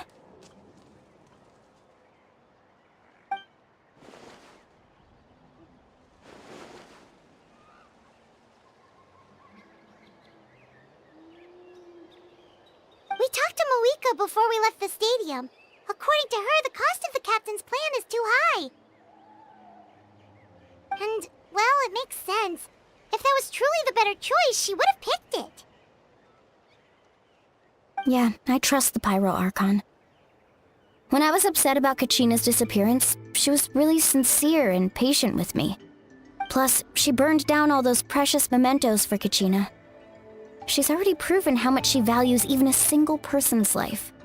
When it comes to Natlan's survival, there's no way she would hold back. I agree. Maybe the captain weighed the costs and came to his own conclusion, but I'm sure we have different priorities. Life is important, but so are history and memory.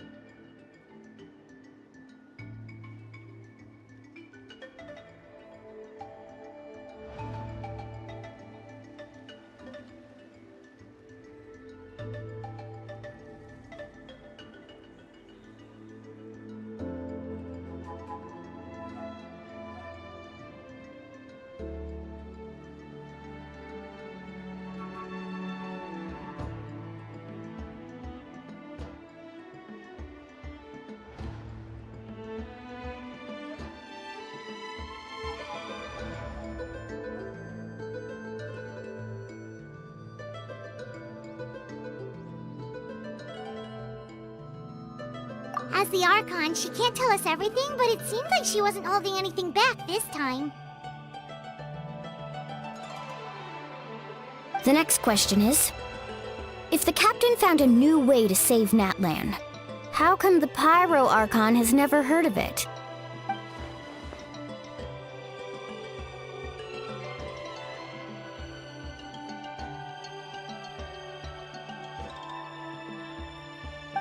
This is all super confusing. We still don't have enough information. Once we figure out what the Fatui are doing, we'll have our answer. Let's head back then. Moika said her intelligence officers should return soon. With how many Fatui there are, someone's bound to give something away. Sounds good. I have a few theories of my own. With a bit more information, we just might get to the bottom of the whole thing.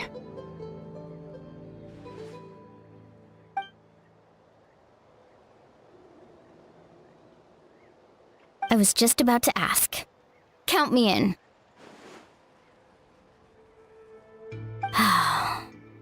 If I was just a bit faster, we could have prevented a few people from getting hurt. People who could help us in the next battle. It's all a chain reaction.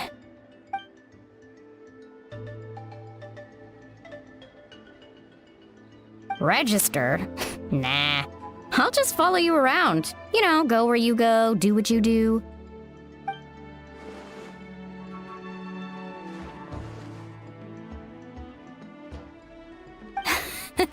You got it. I just don't want to make the trip back. It's so far. All right. See you all later. Let's get together and celebrate once this is over. Oh, you betcha!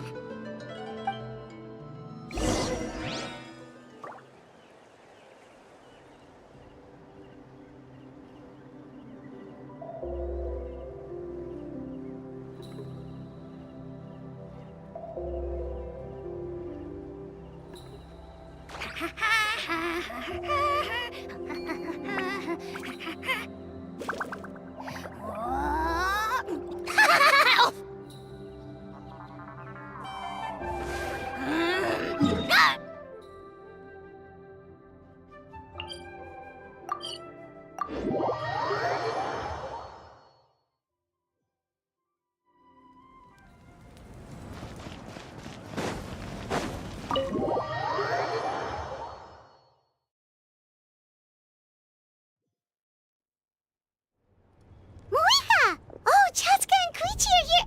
Wait, are you okay, Koichi? I'm fine. No need to worry. They ran into the Fatui while out on a mission and decided to follow them. The Fatui? Calm down and let me explain. Here's what happened.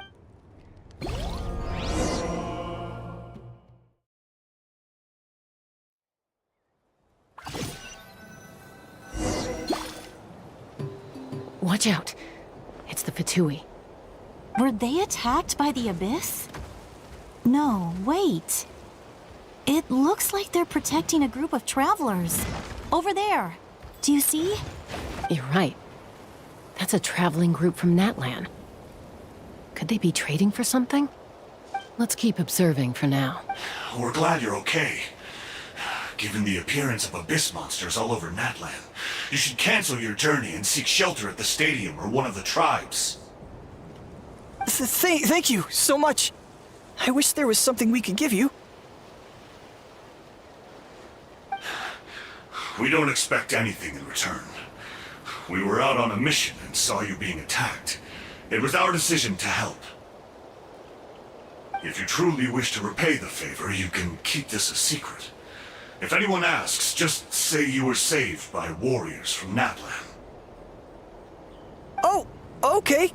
We can do that. But... We're not asking you to cover up our activities. We haven't done anything illegal. Our captain simply wishes to remain undisturbed. Nonetheless, the decision remains yours. If we wanted to keep you quiet, we would have employed a harsher method. Got it. We'll get going now. Did you hear that? They mentioned a captain. Isn't that who the Pyro Archon is looking for? Exactly. We could be onto something big. Still, there was no trade. They were just helping people in need. I didn't sense an ulterior motive. I didn't believe the captain when he said he wanted to save Natlan. But based on what we just saw, it's possible he was telling the truth. Maybe we've been wrong about the Fatui this whole time. It's too early to say. Let's follow them and see what's really going on.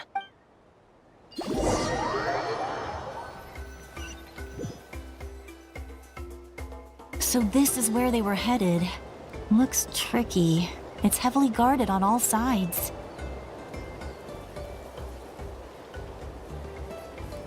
Koichi, wait for me here.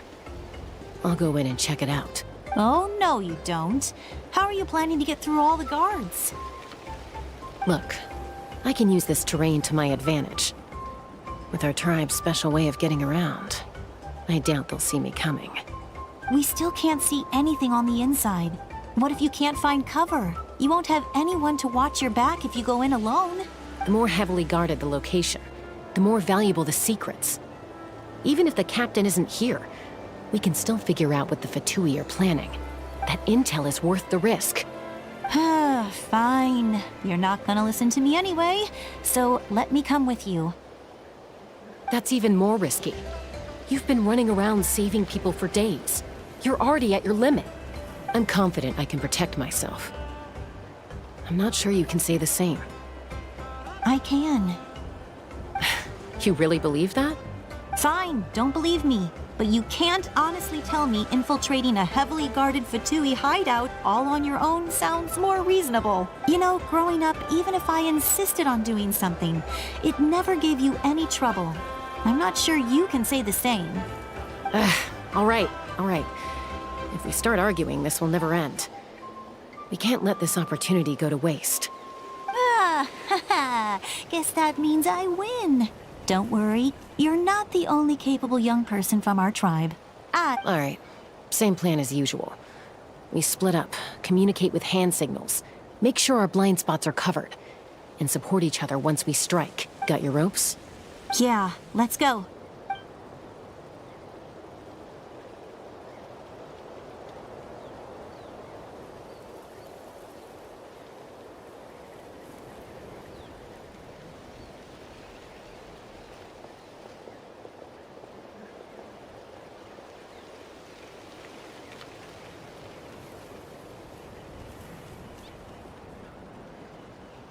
The Fatui have eyes all over this place. I should wait for Koichi's signal.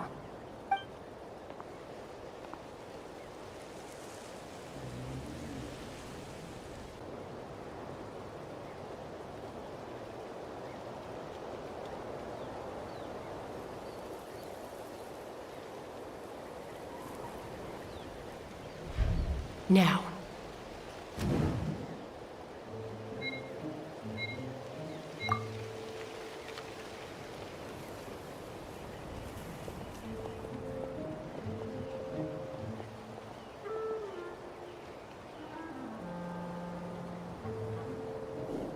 Not sure how many chances I'm gonna get.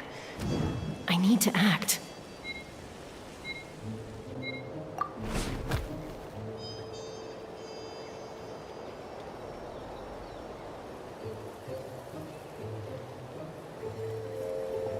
Good. I made it without getting caught. I should get to that platform over there.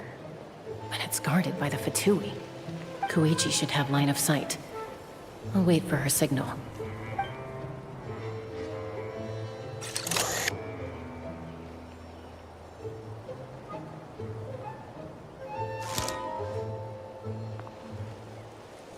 That's it. Now's my chance.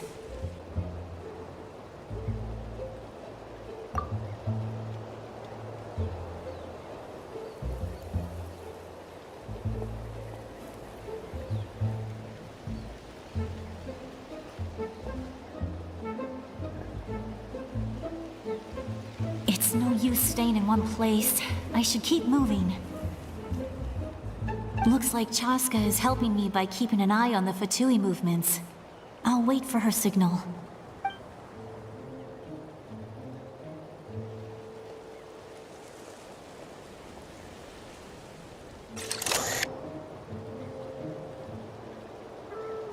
Time to move.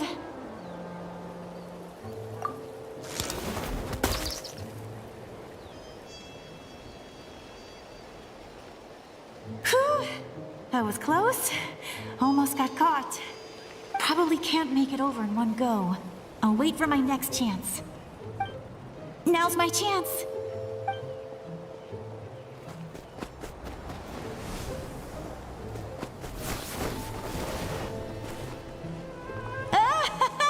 I made it! That'll show my sister. Let's see. The Fatui's occupying all the best locations. If we could just get past them somehow. Wait, I've got it!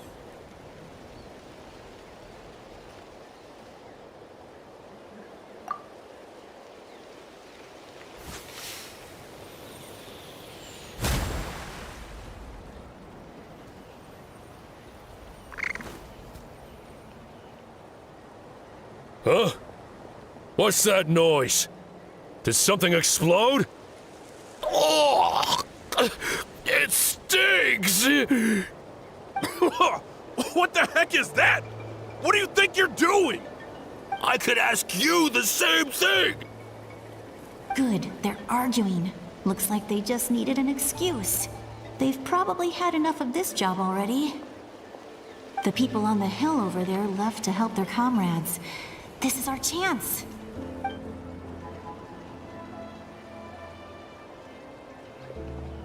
Come get me, Chaska. I hope she gets this hand signal. That's Koichi's signal. Smart idea. All right, time to move. Give me your hand, quick. Coming! I checked, and this way is completely clear. It should lead us to the deepest part of this place.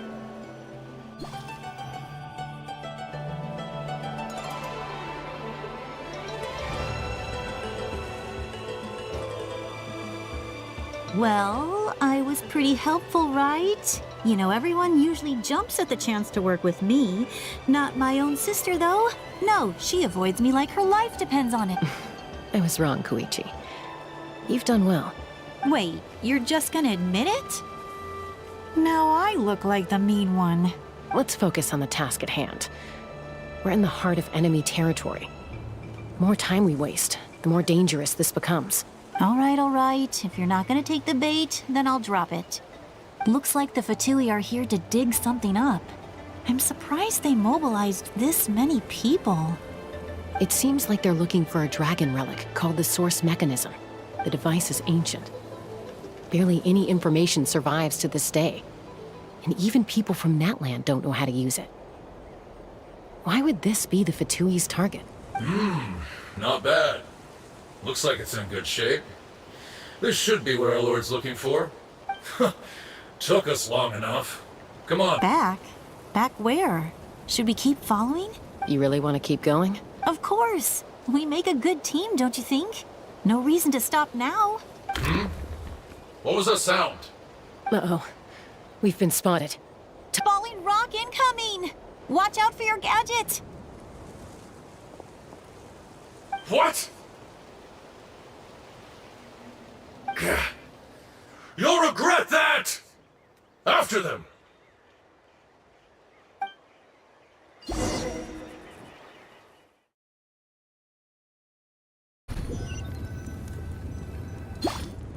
Once we got them off our tail, we went back to observe some more. They'd collected several identical pieces of something. It looked like they were waiting, though. So we decided to come back. So, Koichi got injured trying to get them off your tail? She pushed herself too hard and collapsed on the way back to the stadium. Well, I didn't cause you any trouble while we were fighting, right? So my perfect record remains. You've done very well. I could make a comment on knowing your limits, but it's not my place. I know. I'm already reflecting on my actions. So, our current intel suggests the Fatui is after the source mechanism. The device is a complete mystery, even to us. What does the captain want with it? I have no idea. But it's safe to assume the device could serve a similar purpose to the Gnosis. Shilonen, I need you to gather every scholar in Natlan familiar with the secret source. I'll get right on it. Thank you both for your hard work. Koichi, it's time for you to get some rest. Oh, and there are gifts from your patients waiting at the speaker's chamber. I've prepared a small gift of my own as a token of gratitude. I'll send it to your home along with the others. My patience. That's so nice of them. Guess that means I'm doing something right. You don't need to give us anything, Archon. We were just doing our duty for Natlan. I should take Koichi home now. Well, if Koichi doesn't want her favorite Saurus crackers, then... I accept. Thank you, Archon. What am I gonna do with you? There's some for the rest of you as well. They're one of my favorites too, so don't be shy. I'll start investigating the source mechanism right away. If I learn anything, you'll be the first to know. Yummy snacks!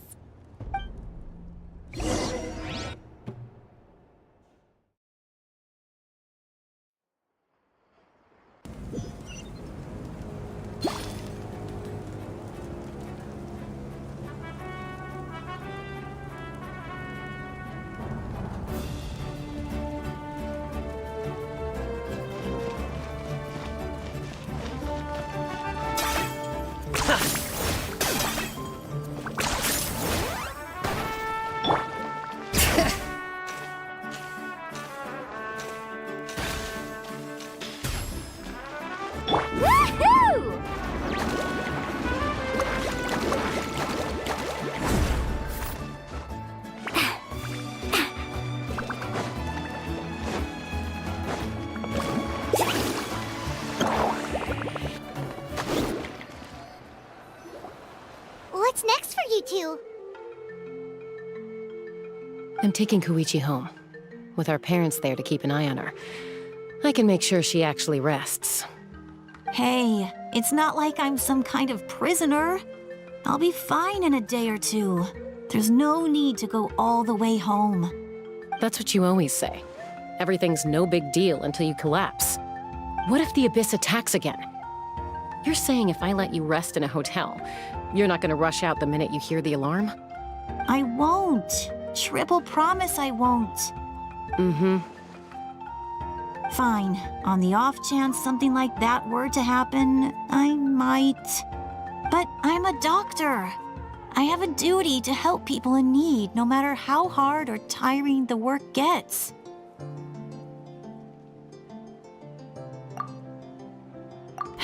I guess you're right. But I don't have to like it. This reminds Paimon of when we first met. Except you were the one trying to stop Chaska from doing something dangerous. I'd do the same for anyone trying to put their life in danger. As a doctor, I don't— Then try to see things from my perspective. You clearly want to protect your patient. The two of you are the same. I disagree. I understand. Who wants to be like her? Over— That's just not— You think— Okay, don't get— Don't worry, Paimon. Plus, I guess we are similar. We're family. Okay, you don't have to put it that— So, you're all good now? Neither of us are really the type to back down, so we'll always have our differences. But still, we get along in our own way. Plus, Be my guest. See you later, traveler. There's no rush. At least grab a nice meal with your family. Bye, you two. Those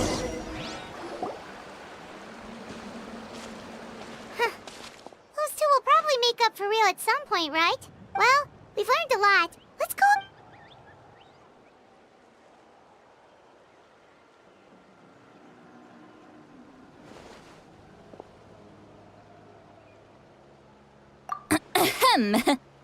Sorry for popping up out of nowhere. Again. Why do you look so awkward? Oh, is there something you need from us? Okay, I won't beat around the bush. Oh, and I'm sorry for interrupting your rest. I'll treat you to some charcoal grilled steak to make up for it. Awesome! Just give us your orders! Hey, friends don't order each other around. I'm just here to share some news. Remember what we talked about before parting ways? Oh yeah, you mentioned how Auroron has always wanted to save Natlan, and something about his soul being fragmented. Paimon and the Traveler discussed it after you left, and we think Auroron is probably back with the Captain. What do you think? I agree with your hypothesis. And just now, I confirmed it myself. Auroron came back. He helped the Masters of the Nightwind defend our camp. What? He came back?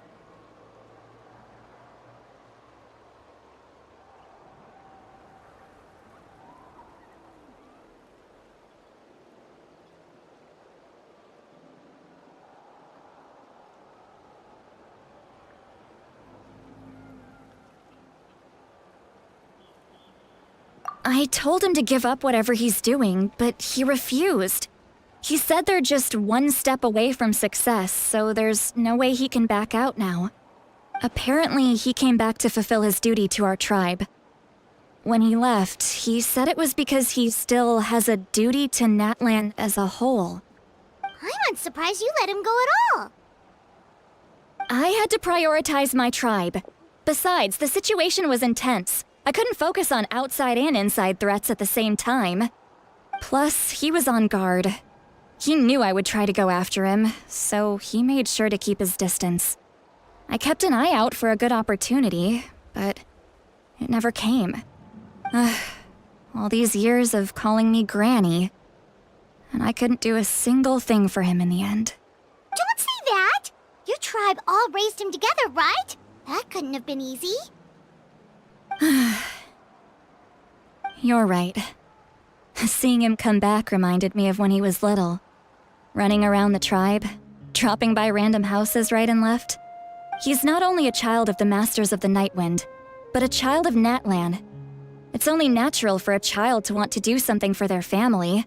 Besides, Auroron is my apprentice. He might have a few tricks up his sleeve, but I guarantee I know every single one. Wait, what are you saying? Look. Remember how I said Auroron's soul is fragmented? This is the talisman I created to keep it stable. And this gem is what makes the talisman work. It just so happens that Auroron is due for a gem replacement. Since I can't get close to him, I put the new gem in a supply bag and asked Aoife to bring it to him. You guys know Aoife, right? No? Well, he's a pretty famous vet around these parts. He's always bringing me all sorts of things, and he happens to be very good friends with Auroron. Aoife doesn't know what's going on, so he agreed, no questions asked. Auroron would find the gem as soon as he opened the bag. He knows how important it is, so I knew he would make the switch. He probably suspected that I tampered with it. But here's the catch. The trick is on the bag. The moment he touched it, a portion of his memories were copied onto the old gem, which he no longer needed. That's amazing. You can do something like that? Most people can't, but I can. That trick he used to bring you to the Night Kingdom isn't anything special, by the way. My technique is much more subtle. He won't notice anything. So in other words, we have a whole backup of Auroron's memories in this gem. The kid thinks he can take me on? Like I wasn't the one who taught him everything he knows? That's amazing, Seat Lolly. Let's take a look right away. Once we get to the bottom of this, we can finally track him down. I know he thinks of me as his grandma, but do you think he'll get mad at me for this? You can be honest. That's a tough question. Paimon doesn't have a grandma, so she's not the best person to ask. To be honest, I've always doubted my ability to look after him.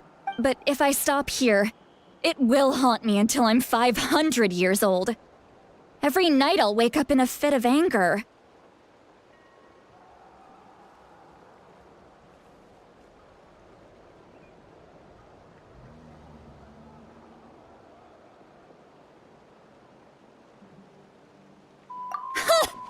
don't scare that easy. Still, if I back away, I don't care, and I won't blame him. A family does whatever it takes to protect their own. You sure you'll be okay? We can come with you if you want. Did you just say you'll come with me? Is that okay? We have a pretty good reason to see it too, don't we? Because...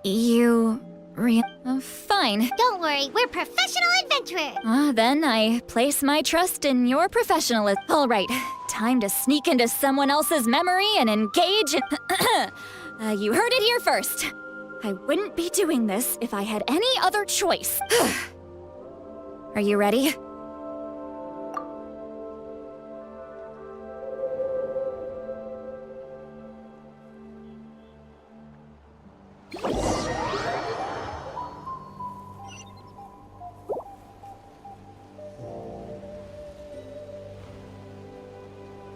Look how good you're doing. You'll grow into nice big radishes in the future. And you? Aoife says you're taking up too much space, but I think you're a good tree. What do you think? Hey! How's it going, Auroron? Good. How are you, Uncle Okanbi? Can't complain. What you up to? Naming your vegetables again? No, just some idle conversation. Sounds fascinating. What did they say? They told me you were coming and that you would take some produce with you. Only if you're offering. By the way, I ran into Aoife yesterday. He told me Chaska's fostering a saurian at his place. Said the thing trampled over a part of your radish garden.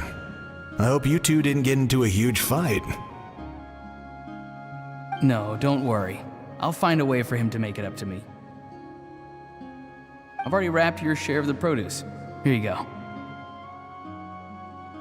You really knew I was coming. That's pretty amazing.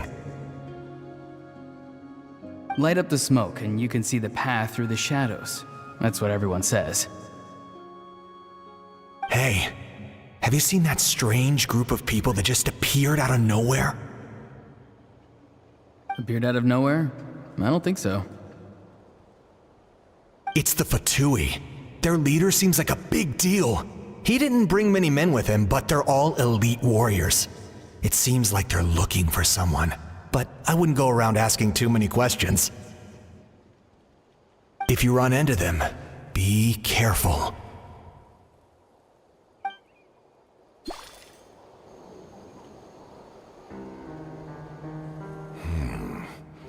You're from the Masters of the Night Wind, are you not? Why do you live here alone? I enjoy living by myself out in the wild. I guess you're from the Fatui, the one everyone's calling a big deal. Not an inaccurate description. I'm looking for someone who may be known to you. Citlali is her name. Granny? What does an Outlander want with her? I've heard the name. You have business with her?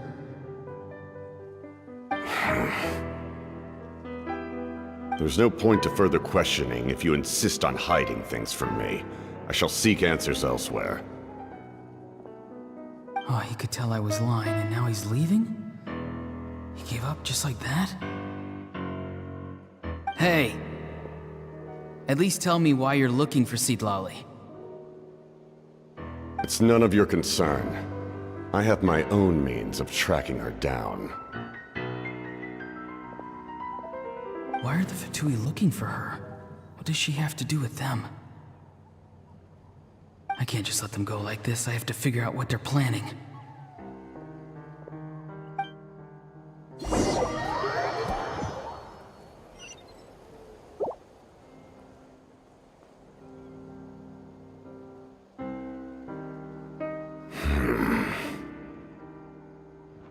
I've just been studying the ley lines and asking for leads on Granny.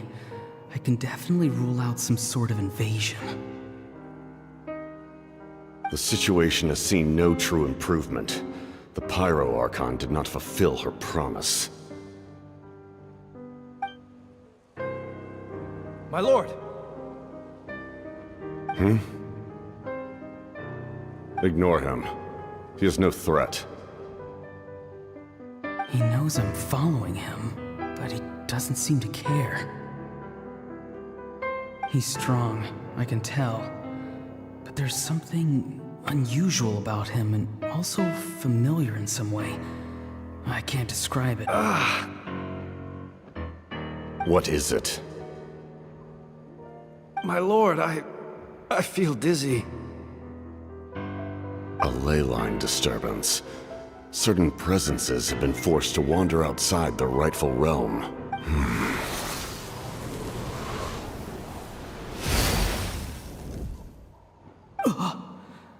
That was a spell from the Masters of the Nightwind. How did he know that?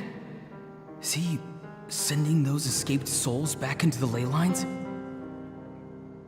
How did he do that so easily? Soulfaring is supposed to be extremely difficult. This could be related to why he's searching for Granny. I feel much better. Thank you, my lord. Think nothing of it.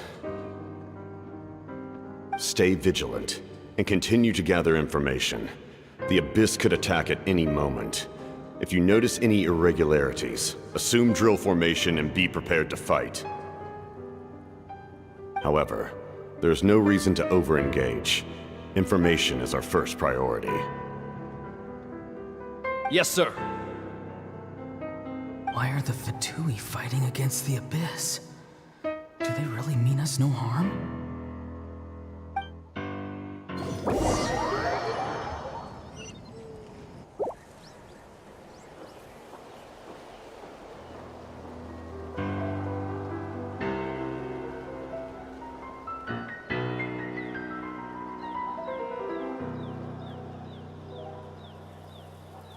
I've been following him this whole time and still they ignore me?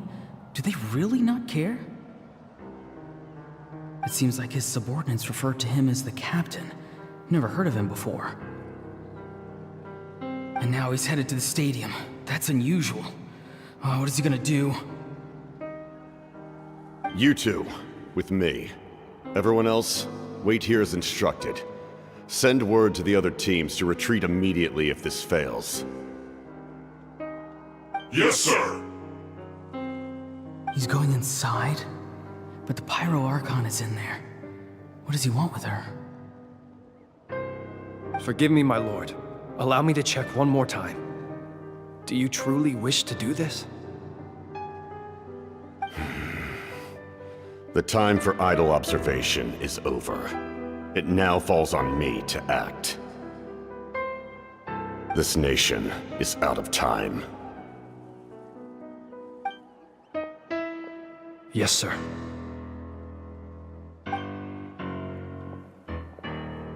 He just walked straight into the stadium. What is he gonna do?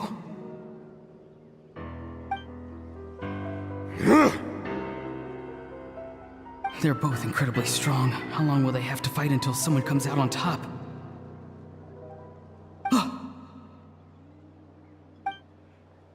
Wait, this feeling. Just like the other day near the ley lines, it's faint, like a soul's trying to escape. Where is it coming from? Is that why he's looking for Granny? If he dies here, then all clues will be lost. I can't let that happen.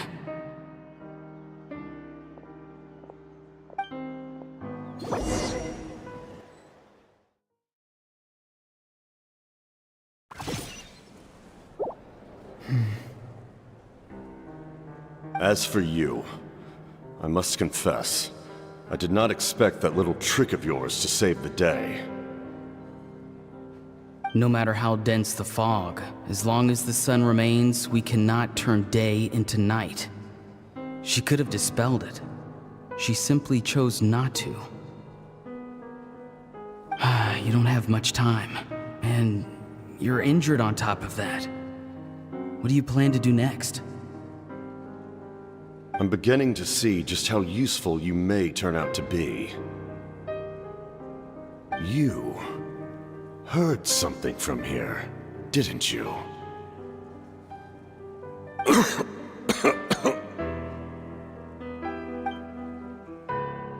No need to force yourself. I've never seen anyone match the Pyro Archon in battle before.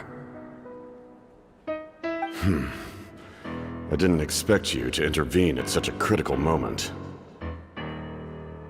You know I've been following you. Why didn't you stop me? When walking in the forest, it is only natural to encounter wild beasts. However, not every beast has the courage to come out and bite. And yet, one of those very beasts saved your life.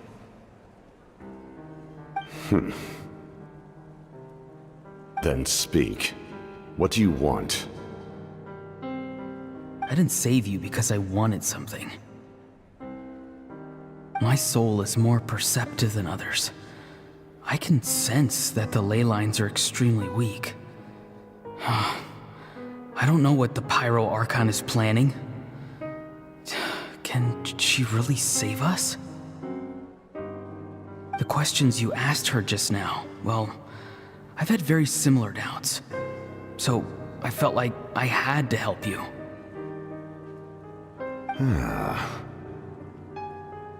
So, you can tell the truth. That was quite a reckless decision to make. I'm not sure you realize that. There's no turning back for me now. What I did back there is going to get me in a lot of trouble. You attacked the Pyro Archon in broad daylight, and I used my spell to save you. A single glance was likely all it took for her to recognize my tribe. So, we're in the same boat. You seem to care little for my thoughts on the matter. It's too late for that. Start from the beginning. Why are you looking for Citlali? Do you know her? Explain your relation to her first. I know you two are acquainted. It was obvious the moment I mentioned her name. Citlali is my elder and my teacher. She taught me everything I know. It's my duty to protect her. If you truly wish to protect her, you should have let me perish at the Pyro Archon's hand. Yet, you chose otherwise. Do I really need to tell you what that means?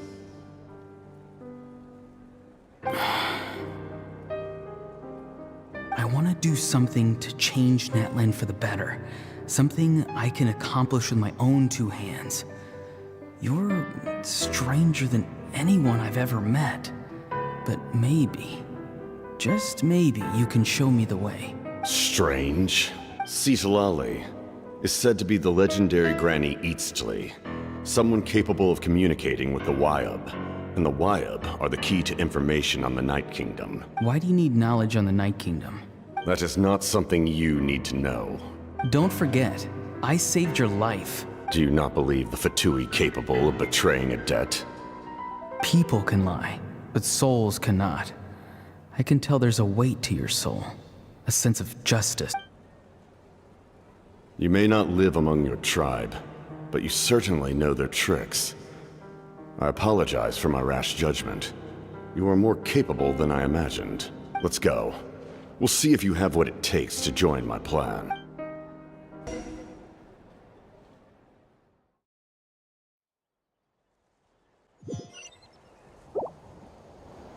I see. Interesting approach. Worth trying, I think. Rather than weaving a net to protect the ley lines, this method would address the root problem by reconstructing the ley lines themselves.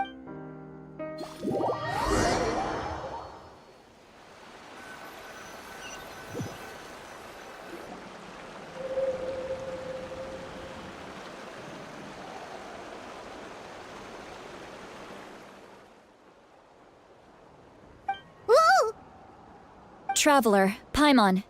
Are you two alright? Paimon's fine, just, a little dizzy.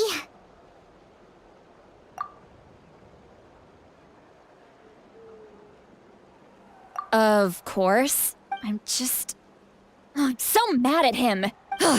After everything, he still can't let go of the past. For some reason, he thinks he owes something to the people who cared for him.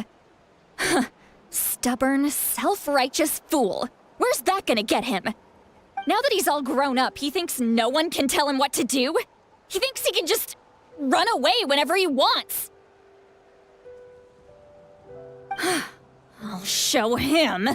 If he tries to run one more time, he's got another thing coming. Maybe stubbornness runs in the family. Like grandmother, like grandson, as they say. Is that supposed to be a compliment? Huh, that kid's got nothing on me. Anyway, back to what we just saw. I don't even know what to make of it. Yeah, the captain seriously wants to reconstruct the ley lines? What does that even mean? Something like the loom of fate, maybe? But how does that help with the abyss? The loom of fate? Oh, it's kind of hard to explain.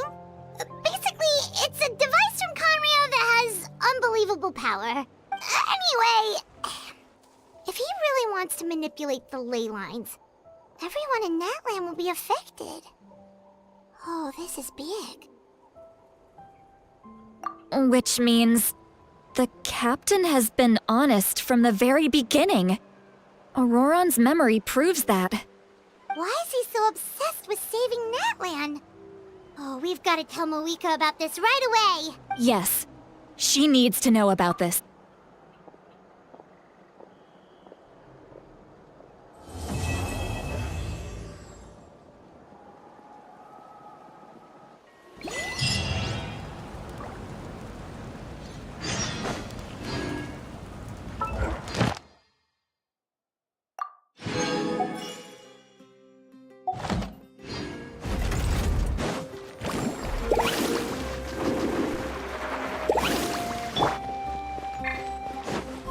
All right.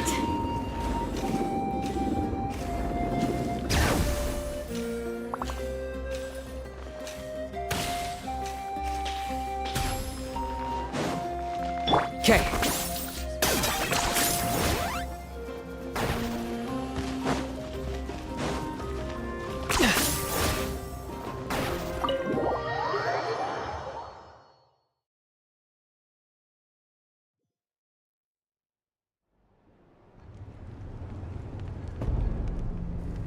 Moika!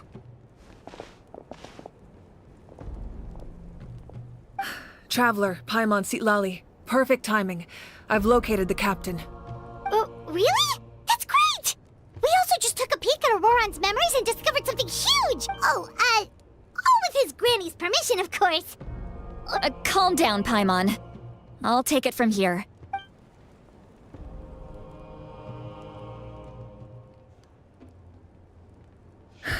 So the captain was searching for the source mechanism to reconstruct the ley lines. If his plan is already in motion, that means he knows exactly how to accomplish— Is reconstructing the ley lines a bad thing? Yes. It's not a simple fix. It would mean sacrificing nearly everything contained within the current ley lines, very similar to the price of using a Gnosis. If he activates the mechanism, it's all over. We need to mobilize our forces as soon— But what forces do we have? Kanich, Shilonen, you two, and myself. All other war— But that's barely any people! Not to mention you lost your power, and they've got the captain on their side! Oh, maybe we really That won't help us with the captain, I'm afraid. In any case, the Masters of the Nightwind are in urgent need of manpower. Sitlali, I was hoping you could head back and help defend the tribe. All right. I understand where I'm needed. I'll head out right away. Don't worry about your grandson. We'll figure something out for sure. I'll leave him to you all then. All right. Back to the matter at hand. I don't believe defeating the captain needs to be our ultimate goal. Let me grab Shilonen and Kanich, then I'll tell you my idea.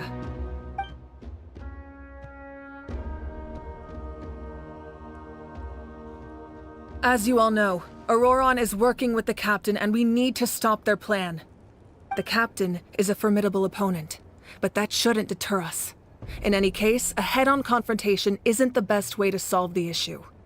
Their plan hinges entirely on a single element, the source mechanism. If we leverage our forces, we can destroy it, and then success is ours. We'll head out together. In the event that a confrontation becomes inevitable, I'll stall the Captain while you advance. I agree with Kanich. The two of us can handle it. Listen to my plan first. Kanich, I want you and Ahau to launch an assault from the front and break through the Fatui defenses. The Captain won't be on the front lines. As a seasoned warrior, he'll be stationed in close proximity to the device to ensure its protection. No. The purpose of the frontal assault is to gather the Fatui forces in one place. That way, it's easier for the rest of us to avoid them. Shilonen, I need you to do what your tribe does best, and dig a tunnel from the outskirts of the ruin. Once we get close to the device, we just need to destroy it. Exactly. The Traveler and I will join her as well.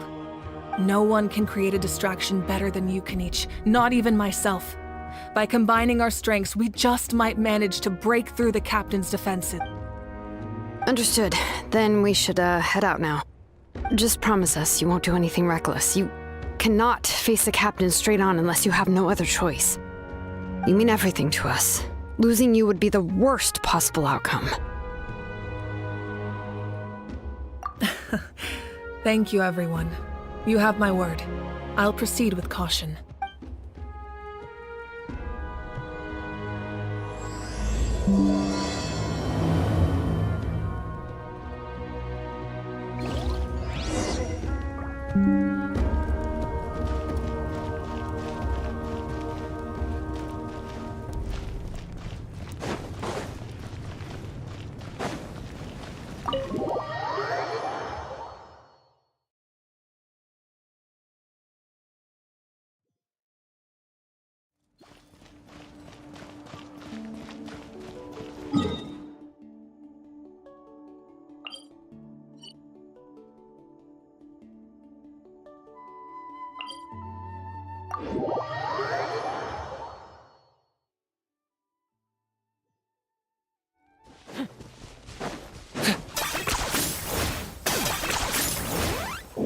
All right.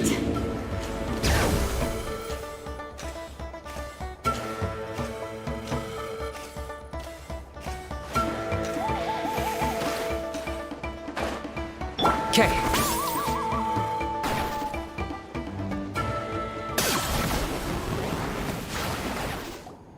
All right, this is the place. Their tunnel must be behind that gathering of Fatui guards. Any of the nearby mountains could be a good infiltration point, but if we want to stay under the radar, we should approach from the side. There are only a few Fatui stationed around the perimeter. We should take care of them first so they can't alert anyone.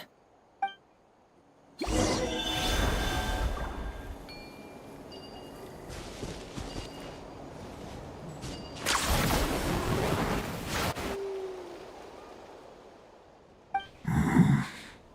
don't get too close. Kanich is handling things over there.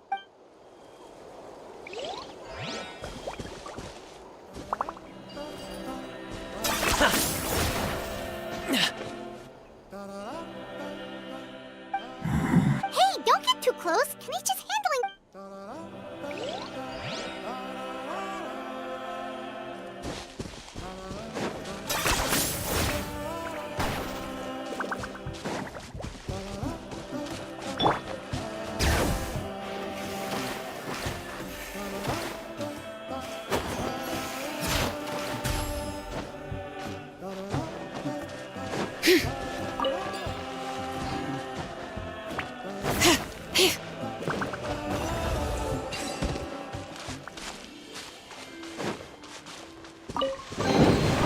I'm keeping the lead down. Don't worry, there's no rush.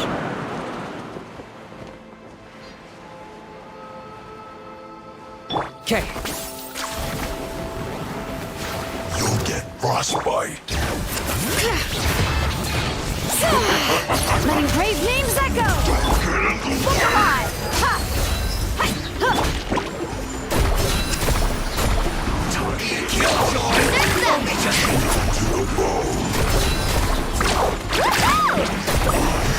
Hi! Miscalculated. All right, that's done. Let's head to the foot of the mountain.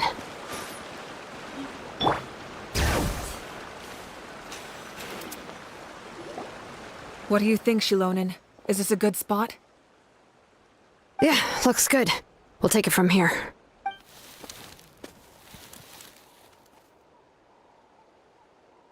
I can see the inside! Perfect. We'll keep going. The rest of you should head back. Things are about to get dangerous. All right. Please, take care.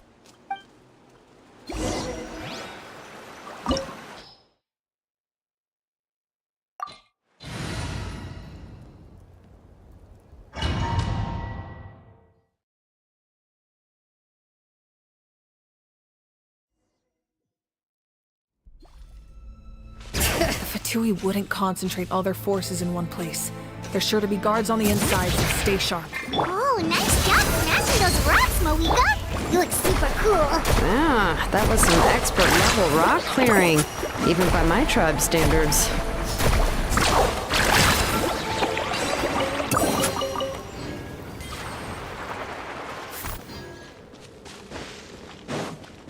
All right.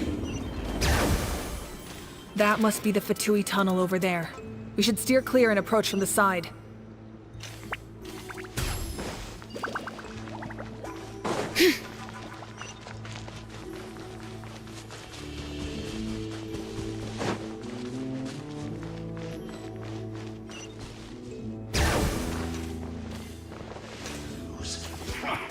Come at me. I see one of yours.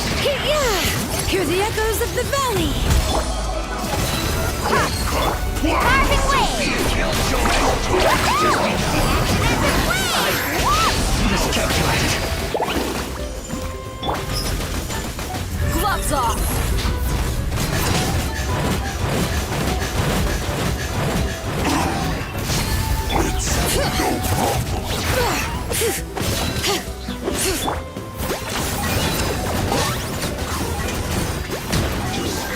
Can't run from death.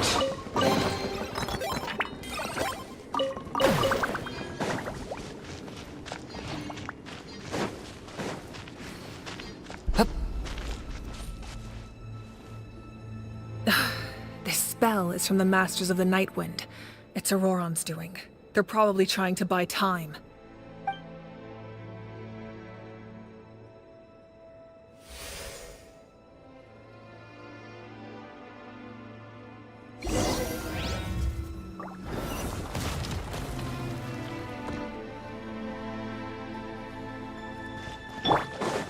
Bring it!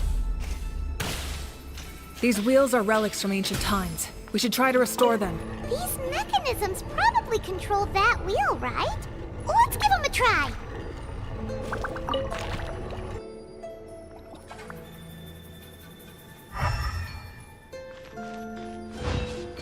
Okay.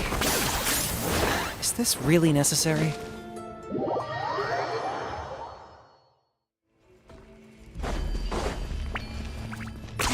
10 points for agility.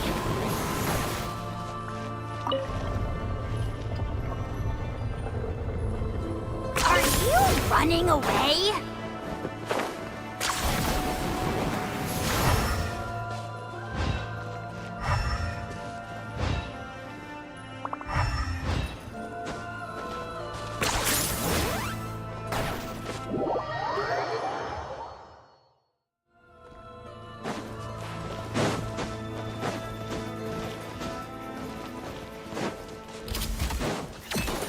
Target acquired.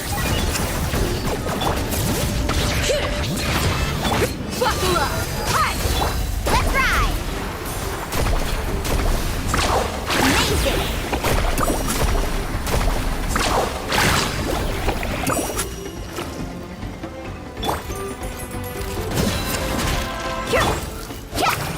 Locked up.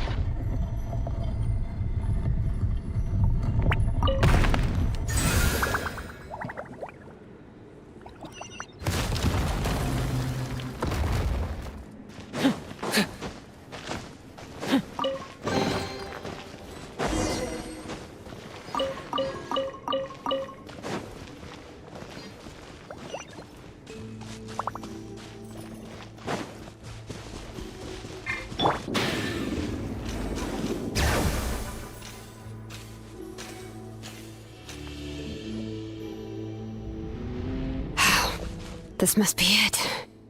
There they are! Oh, the captain's here too. Perfect. Looks like they focused their defenses over there. Oh, they're here. Huh. I thought the Pyro Archon would choose a frontal assault. It doesn't matter. They're too late anyway. Stop! It's too late. We need to turn it off! I won't let you do this!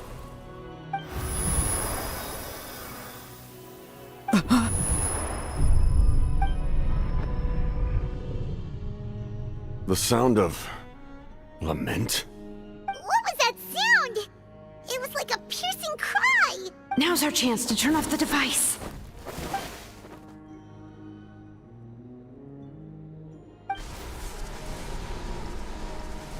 Oh, Auroran? How did he just... His movements have gotten a lot faster. Was Auroran always this good in battle?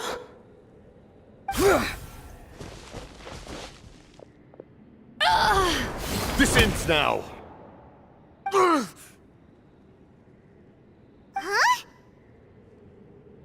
Something's wrong.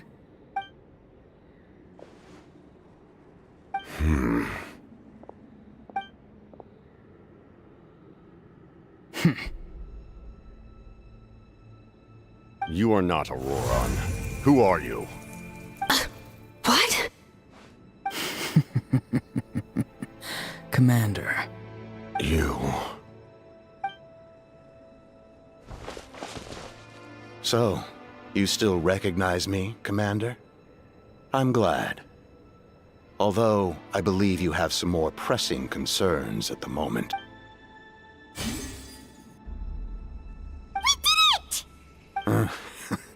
You see? You indulge your sense of honor for just a moment, And now you've lost your chance. Even now, you're still the same as ever. His voice is completely different. Is someone inhabiting Auroron's body? Stop worrying about other people's survival, about their losses, and please finish what you set out to do, Commander. I didn't expect to see you here, but I have to disagree. Abandoning one's comrades is not the way of a warrior. Why do you care about a doomed man? I know you can see it. He's already close to death. After all, his soul has been incomplete from the start.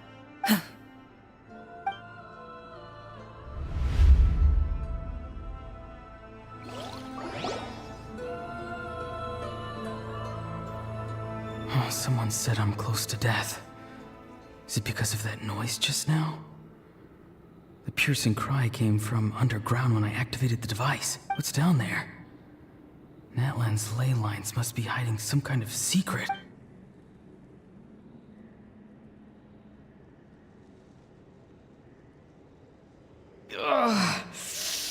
Am I dying? Oh, no. It's too soon. Ah, Auroron, it's you. What'll it be today? Oh, why the long face? Don't tell me you still haven't let that go. I knew it was a bad idea to tell you. I heard everyone wanted me to be the savior. Savior? Ha! Sounds nice, doesn't it? But, Auroron, is that you? Oh, here, have a seat. Let Granny cut you some fruit. Can I get you anything else? Some grilled meatloaf, maybe? What about those spiced rub mushrooms you made me last time, Granny Kuimi? Ah, you liked those, did you? An outlander taught me that recipe, actually. A merchant, to be exact. Never thought about going into business yourself, my boy. You could travel all over. Our Auroron? A merchant? He's far too honest for that line of work. Well, at least an honest merchant like him wouldn't prey on old-timers like us. Everyone said a true savior does not really exist, but then why did my birth open the door to the possibility? Why give people false hope? Maybe I don't need to sacrifice myself, but surely everyone is born for a purpose. So, if I had succeeded back then, would the world have become a better place? What's the meaning of my existence? Done spacing out, Auroron? Did you finish your homework? Yes, Granny, it's just... Will learning all this really make me as strong as you? Of course not. I'm a special case. Other shamans study their whole lives without reaching a fraction of my abilities. Because you're a genius, right? You could say that. Or maybe I've just been alive longer than the rest of them, and picked up a few tricks that they didn't want to touch. It's rude to bring up a woman's age. Never do that again, no matter the circumstances. I wasn't the one who brought it up. Anyway, class is canceled tomorrow. Go have fun. What about my homework then? Do what you want. What use is it being as strong as me anyway? You've seen how the tribe treats me. They're all afraid. I try to go about my business, and they practically tremble in fear. Not the most fun way to go about living one's life. Take it from me. The happiest people are the ones who do their own thing. So do what you want, Auroron. No matter what anyone else has to say. Granny didn't say it outright, but I think she was trying to comfort me. Don't force yourself. Don't beat yourself up over the past. That's what she always says. But I never forced myself. I never even got the chance to try before it was all over. Hey, you zoning out over here again? There's such a thing as overwatering the radishes, you know. I was just looking at the aphids. something interesting about them today? I noticed some on the ground.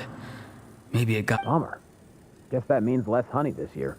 Aoife, do you think being a vet is fun? Fun? I'm not sure about that. Do you think planting vegetables is fun? Fun enough, I guess. I don't have anything else to do. Exactly. Most people live like that. No special purpose or calling. That's just how the world works. Oh, jeez. That troublemaker's at it again. Auroron, my man, come inside. Why should I? I thought being a vet was no fun. Well, I guess there is a fun part. Trying to outsmart these rascals. Come on, give me a hand. Maybe Aoife was just too nice to tell me the truth. That attempting something above your capabilities will kill you. My soul is unstable. I only survived because I had people to help keep me in one piece. A part of me has always been missing. That's why the others... Why struggle? It's a miracle you were even born. Just close your eyes and wait for death. It was you, the thing that came out of nowhere. Thing? I'm a warrior. Far stronger than a weakling like you. I'm not weak. There's just a limit to what I can do. And that's exactly why your fantasy is so ridiculous.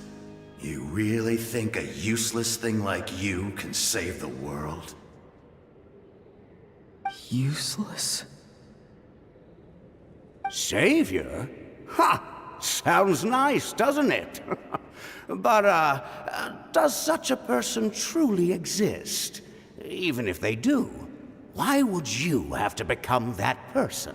Hmm? Exactly. Most people live like that. No special purpose or calling. That's just how the world works. Take it from me. The happiest people are the ones who do their own thing. So... But I don't want things to end here. Auroron? It's all right. We'll take things from here. Every time they marched into battle, I had to stay behind. Don't worry. With the Archon on our side, the Abyss doesn't stand a chance. All the best warriors are fighting on the front lines. I want to do my part too. Both of us are bound to disappear. But your end will come sooner than mine, because you've been broken from the start. Once your soul shatters into pieces and dissipates into the wind, I will take temporary control over this body. I will serve my commander until the end. No. No, this isn't right. My life can't end like this. My end will not come first, and I'm not giving up. I can't die here, no! I won't die here!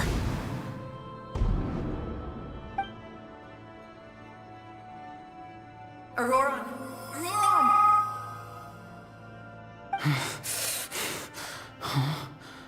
That voice. Control your mind. Feel the ground beneath your feet. This is not your end.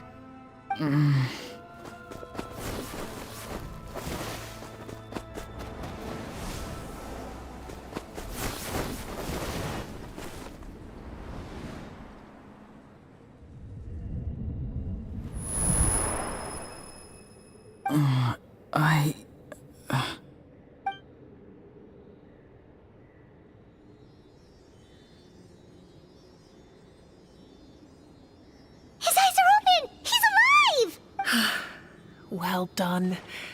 You managed to do the impossible. Uh-huh. What do you mean? Don't try to talk.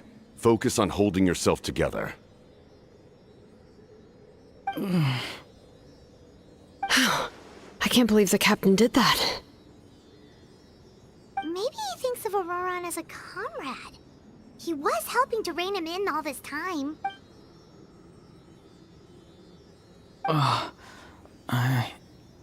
I'm fine now. Damage to the soul is a tricky thing. The pain almost consumed you for a moment, but you managed to hold on to yourself. That's no easy feat. The worst appears to be over. I'm sorry for causing so much trouble. We can talk about that later. Our plan, it failed, didn't it? I'm sorry. We were so close. You saved my life, and now the debt is repaid. Auroron, I never thought you actually wanted to sacrifice yourself in that ceremony. But you never gave up. Have you come to a conclusion on what it is that you truly want? I just want an answer. A reason why I exist and why everyone always did so much for me. No one is born a hero. And no one should be treated like one from birth. I had a chance to do something important back then, but I failed. All I want is to find some more ways to make up for that. The answer you seek now lies before you.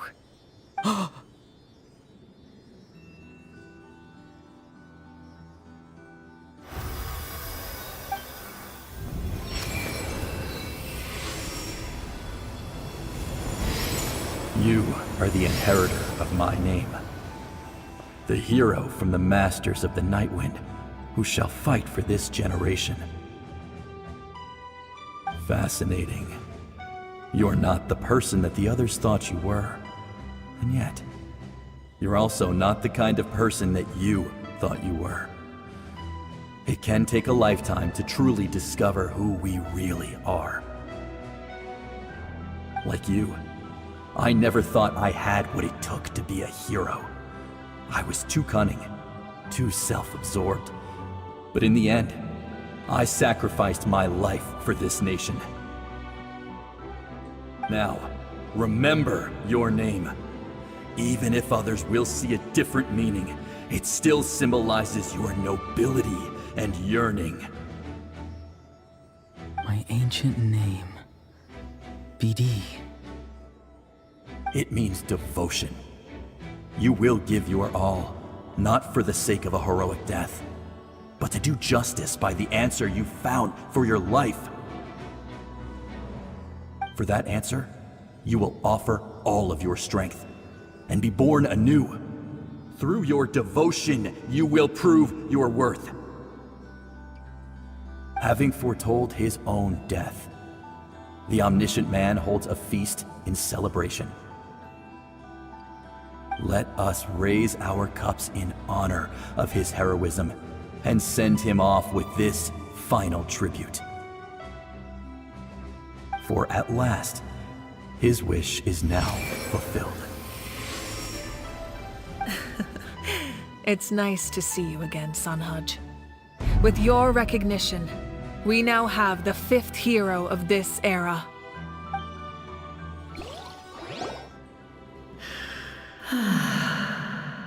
I am happy to see your plan advance one step further. It seems that my cry did not cause irreversible damage. What is that voice? Just as I thought. The Lord of the Night has awakened.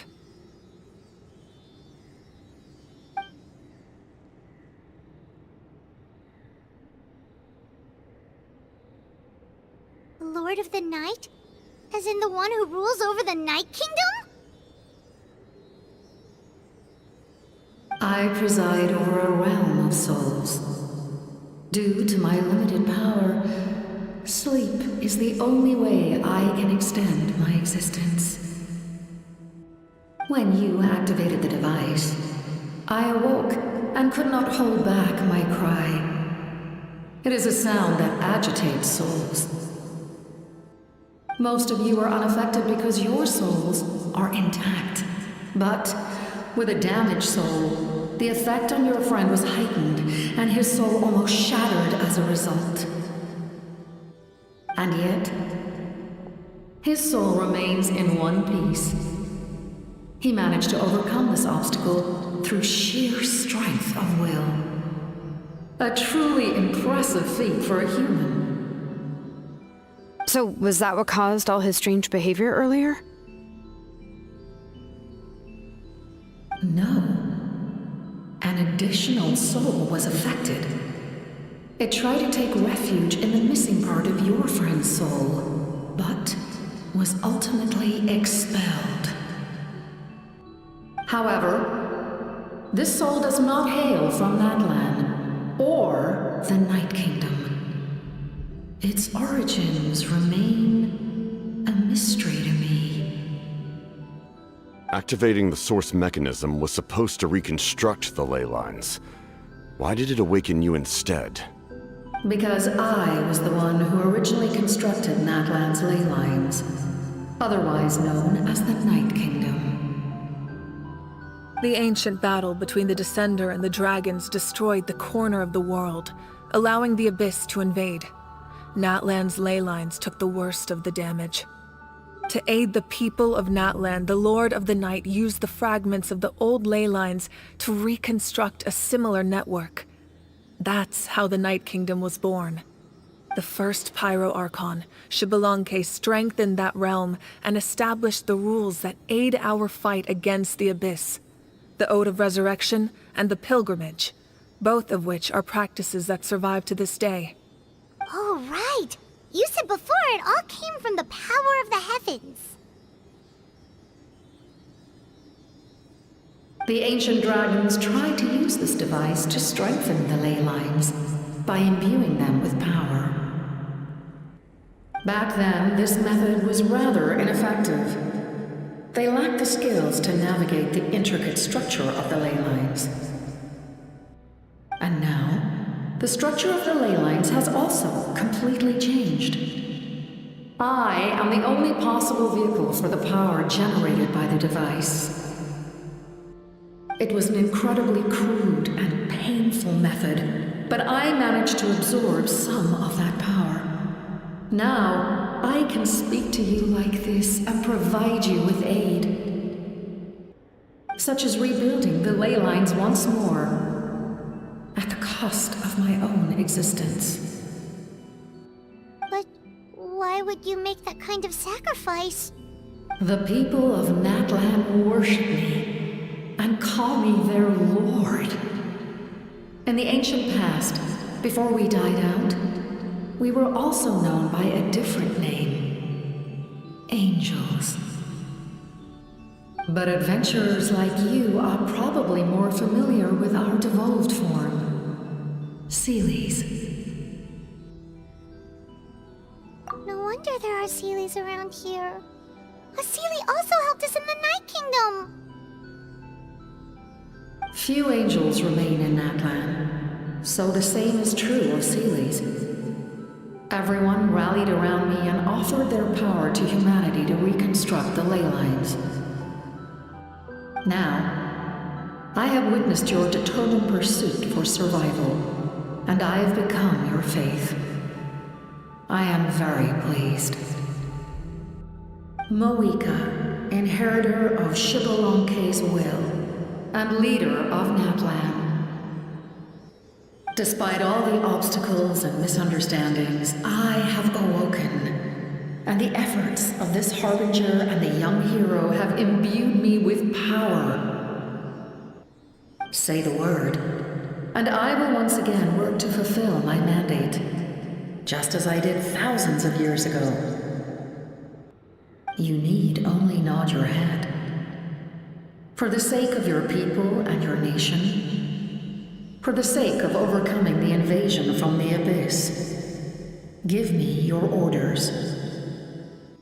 I will not. After reconstructing new ley lines, you will cease to exist. The rules of Natlan are founded in the Night Kingdom. If you disappear, so do they. Not to mention, all the memories and legends recorded within the old ley lines will disappear along with you. The people of Natlan will face memory loss, mental disorders, and cognitive issues. Just like the consequences of using the Gnosis, that is a price I refuse to accept. Humanity's survival is worth any price. Once the Abyss runs rampant, all that remains will be a land of corpses and ruin. And when the new ley lines are invaded again by the Abyss? What then? How are future generations supposed to survive? A land without the Lord of the Night, without the protection of the rules, is doomed from the start. You presume too much. If you cannot ensure survival in the present, You have no right to think about the future. What will it take for you to realize that? How many hundreds or thousands will have to die? The situation hasn't gotten that dire yet, has it? Why? Because I am a survivor of Conria. I've witnessed the devastation and terror of the Abyss with my own eyes. Conria? That's right. My family, my comrades, my homeland, were all lost to the Abyss. It is an unforgettable pain. One that no amount of time could ever dull. Not even 500 years. You've experienced something similar, Mawika. You should know exactly what I mean. You're right. The pain, the regret, the catastrophe. They all haunt my dreams to this day. If I could go back, I would reject all false hope. I would do whatever it took to ensure their survival. You have that chance before you now. Why do you refuse to take it? Because we don't have the right to make that decision. We love this world because it contains everything we hold dear. Everything that has happened here has moved us, shaped us, and turned us into who we are today. Giving up our memories and history would mean rewriting everything. The people of this world would then become fundamentally different beings, their physical bodies the only connection to their former selves. Even so, given enough time, a new civilization would inevitably flourish. If you believe in humanity, you should trust in their ability to create a new future. Or, history could repeat itself. The Abyss could invade once more, and it would all be for nothing. Can I say something? I once carried the hopes of many people, and I was also desperate to save our nation. In the captain's plan, I saw a chance to ensure our survival. But as I was on the brink of death, my wish for life and purpose was rekindled. I've been very fortunate to be well cared for by all the people in my life. I refuse to forget that. My feelings were so strong, they overrode my compulsion to sacrifice myself for their safety. No matter what path lies before us, we still have a destination. If we lose our way now, we will lose the meaning of our existence. That's right. Natlan's heroes gave their lives so we could have this chance against the Abyss. Their sacrifices are our blessings. Not only are their deeds and spirits exceptionally meaningful, they may also well be our path to victory. I don't want to give up just yet. Yeah, we're just one hero short. The power from the device will allow me to remain awake for some time. I stand at the ready should you change your mind. Even if you fail, you need only send someone my way. My offer still stands. Humanity is truly remarkable. Even the gods in the heavens hold you to be special. Even now, you stand before me, dazzling, like the sun. You must have a profound connection to this land since you're so determined to save it. But what are you really trying to protect? The land or its people?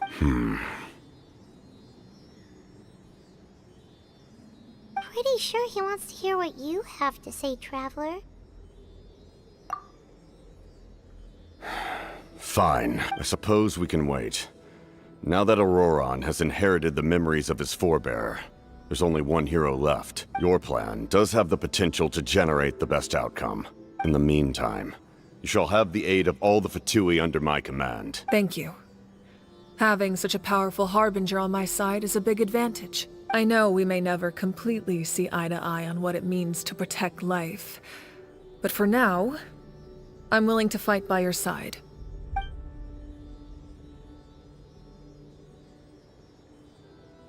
All right, we should let everyone else know about the plan. They're probably still at each other's throats outside. Good idea. We need to explain the situation. Oh, guess we'll stick around then. I'll update everyone outside. Let's meet back up at the stadium.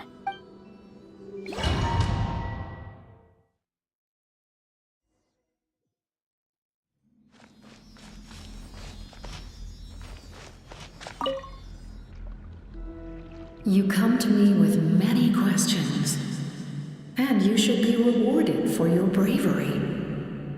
Ask, and you shall have the knowledge you seek. They do not like being mentioned by name by any living being, be it an ordinary human or one of the seven. They prefer to remain in the shadows as shades. The one you wish to know about? I call her the ruler of death. She helped Natlan establish the rules. It was also under her guidance that I created the Night Kingdom. It was an expression of love, as well as an act of reparation. She was seen as having significantly overstepped her authorities as a shade, which quite displeased the almighty heavenly principles. She succumbed to self-pity as a result, and no longer cared if others discussed her identity. Even so, her existence remains unknown to all but a select few. Self-pity? Please don't tell anyone I used that word. I'm just trying to speak plainly to conserve energy. You come to me with many questions, and you should be rewarded. I'm not familiar with that concept. The device is capable of weaving and creating ley lines, you say? Even I cannot create something from nothing. I can only reconstruct the ley lines by reassembling the yet intact components into a new structure. If that power were available to the people of Natlan, they might have a new option against the Abyss. You come to me with many questions, and you should be rewarded for your bravery. Ask, and you shall have the knowledge you seek.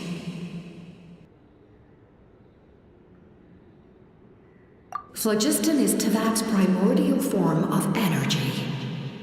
The heavenly principles used phlogiston as a basis for the creation of elemental energy, to develop a power to better counter the Abyss. Have you heard of the concepts of the light realm and the human realm? That explanation might take too long. Light refracts into 7 different colors, which we collectively refer to as a rainbow. Elemental energy is a similar concept. It's essentially the modern counterpart of phlogiston. You come to me with many questions. Yes. The artisan from the Children of Echoes has yet to mention the matter to me.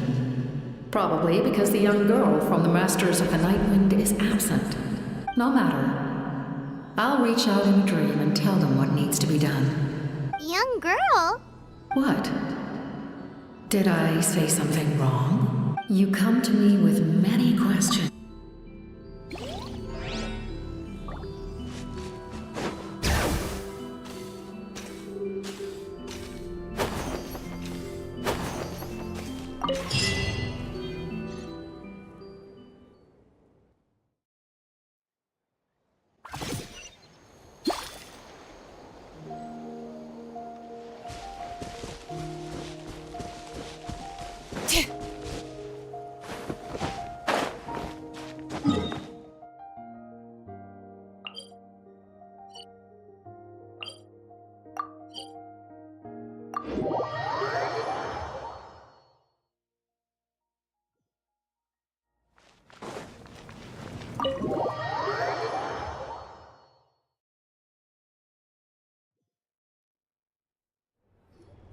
In that case, allow me to formally welcome the Fatui to our cause. We now face a common enemy. It's time to put our differences behind us and look to the future. As for Auroron, his actions may have been out of line, but I don't intend to punish him right now. I'd rather give him a chance to prove himself. A magnanimous decision. We're back! Whoa, seeing the two of you chatting like this, Paimon almost feels like she's dreaming. This may be an unexpected outcome, but a favorable one nonetheless. Now that we're all here, I have some questions of my own. Tell me, how did you discover the source mechanism? We weren't getting any closer to obtaining the Gnosis, so I had my men scour Natlan for a different option. Auroron helped as well. We tracked down 3 scholars. Aberawa, Bosomtwe, and Kushtal, and combine the results of their research to locate this ancient device. I've never heard those names before. Seems like my own investigation failed to locate some critical personnel. I'm just not sure how I missed them. Strange. Perhaps they simply live in seclusion. In any case, their results speak for themselves. That's true. Now we have another option at our disposal. Compared to using the Gnosis, our current plan will buy us some time. And if all else fails, we still have this plan as a last resort, even though executing it will come at a heavy cost. But that means making everyone forget their past! We should definitely try to avoid it if we can. Oh, actually, speaking of the Gnosis, how did you know what it could do? That story begins with the Cataclysm 500 years ago. I failed to save Conria from the rampage of the Abyss. When the situation became unsalvageable, I fled to Natlan with the remainder of my platoon, only to find that Natlan had fallen victim to the same tragedy. I defended this land for quite some time, and, in the process, met the chief of the Masters of the Nightwind, Aizu. I'm sure many people viewed Conria as the cause of the tragedy, but Aizu was kind to me all the same, and even helped me in my time of need. From that moment, I made it my mission to aid Natlan. In battle, a warrior fights to win. Even though my homeland was lost, I was already committed to this fight. Together, Aizu and I fought many battles and overcame countless hardships. However, he was unable to escape his fate, and, in his final moments, told me the secret of the Gnosis. So it was him. He recommended using the Gnosis on several occasions, even before the tragedy. But I turned him down each time. You knew him, and you fought for Natlan all those years ago. Why don't I recognize you? It must be the mask. Even without the mask, my past appearance is long gone. Even with the curse of immortality, the flesh still rots.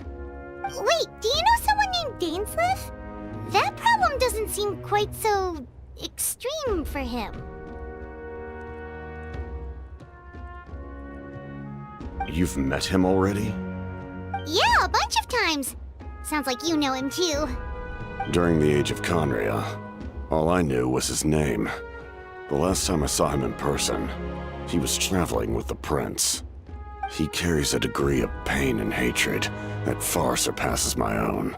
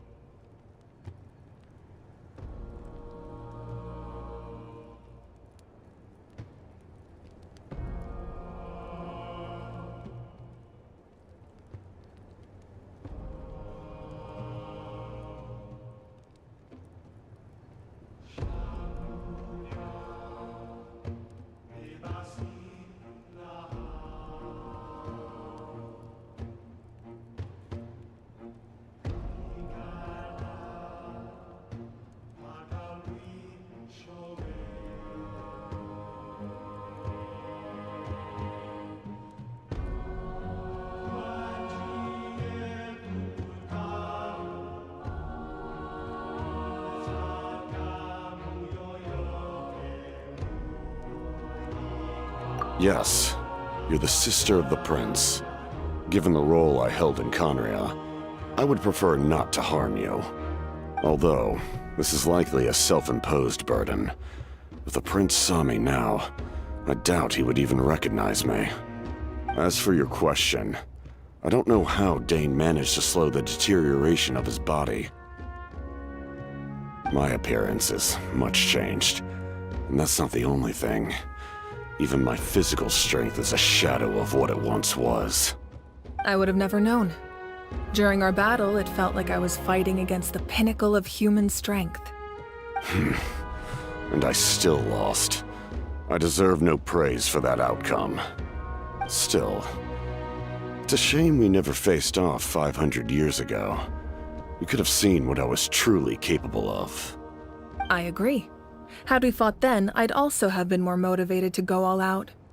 So, all that commotion back at the stadium, and you're saying neither of you were using your full strength?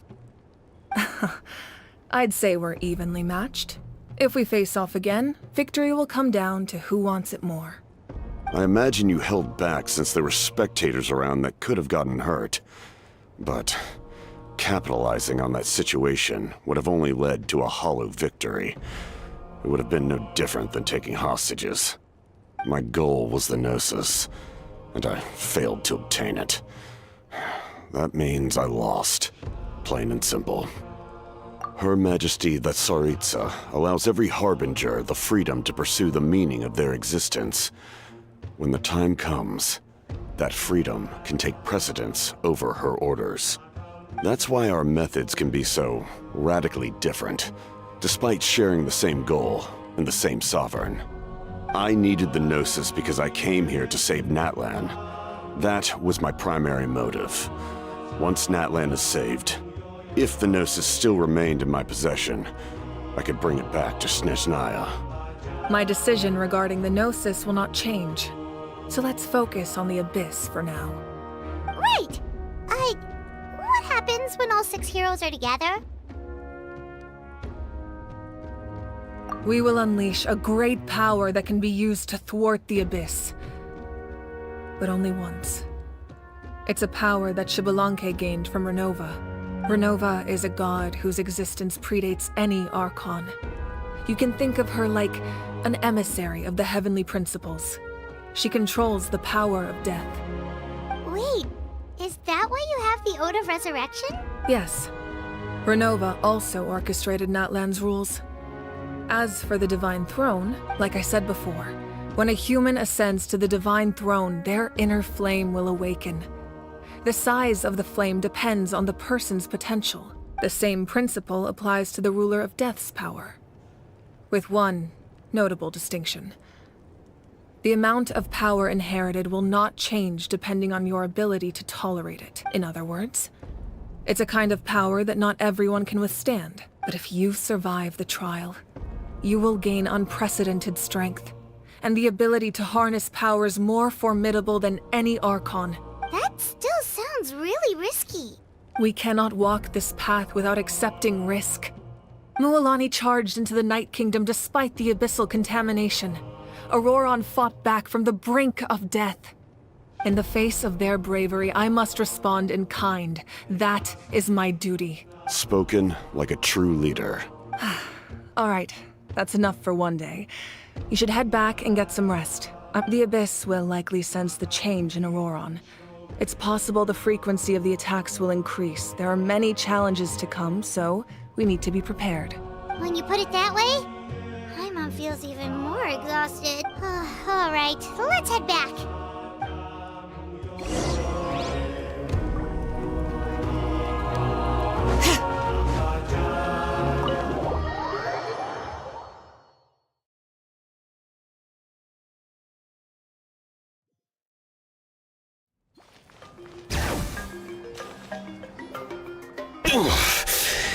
That hurts. The monsters keep increasing in number. It's definitely unusual, and we should all be careful. If there's one thing the Abyss someone?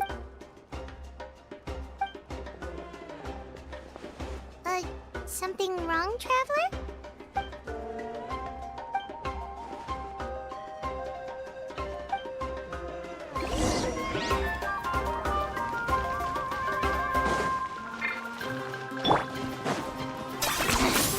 Points for agility.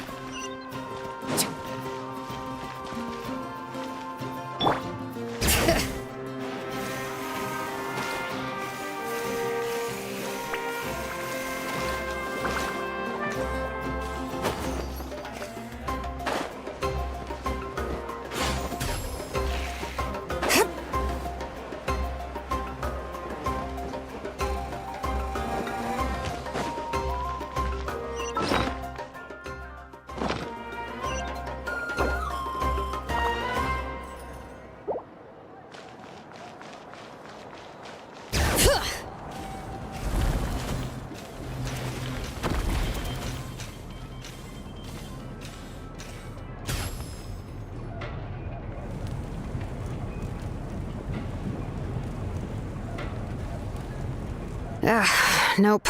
We can't give any of these to our soldiers. They were not tempered correctly at the forge. Well-made weapons and shields are vital for the survival of our people. I know we're under a lot of pressure, but we can't compromise on quality. Listen, I'm not blaming you. I know this isn't your usual standard of work. Why don't you all just take a break and I'll take care of the pieces.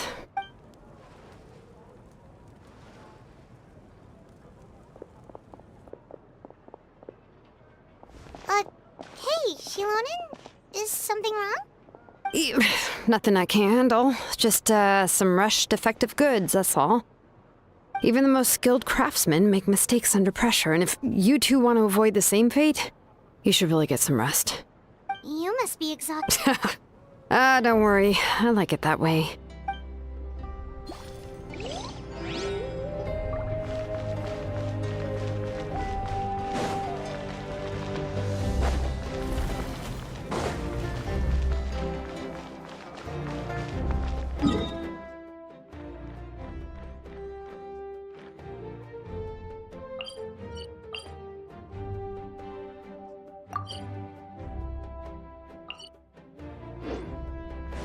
Bring it!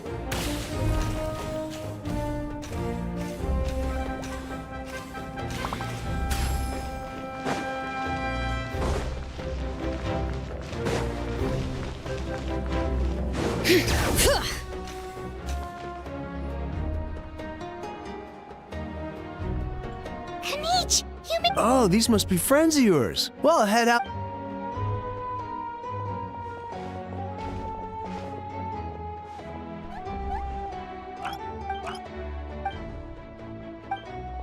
Yeah, a lot.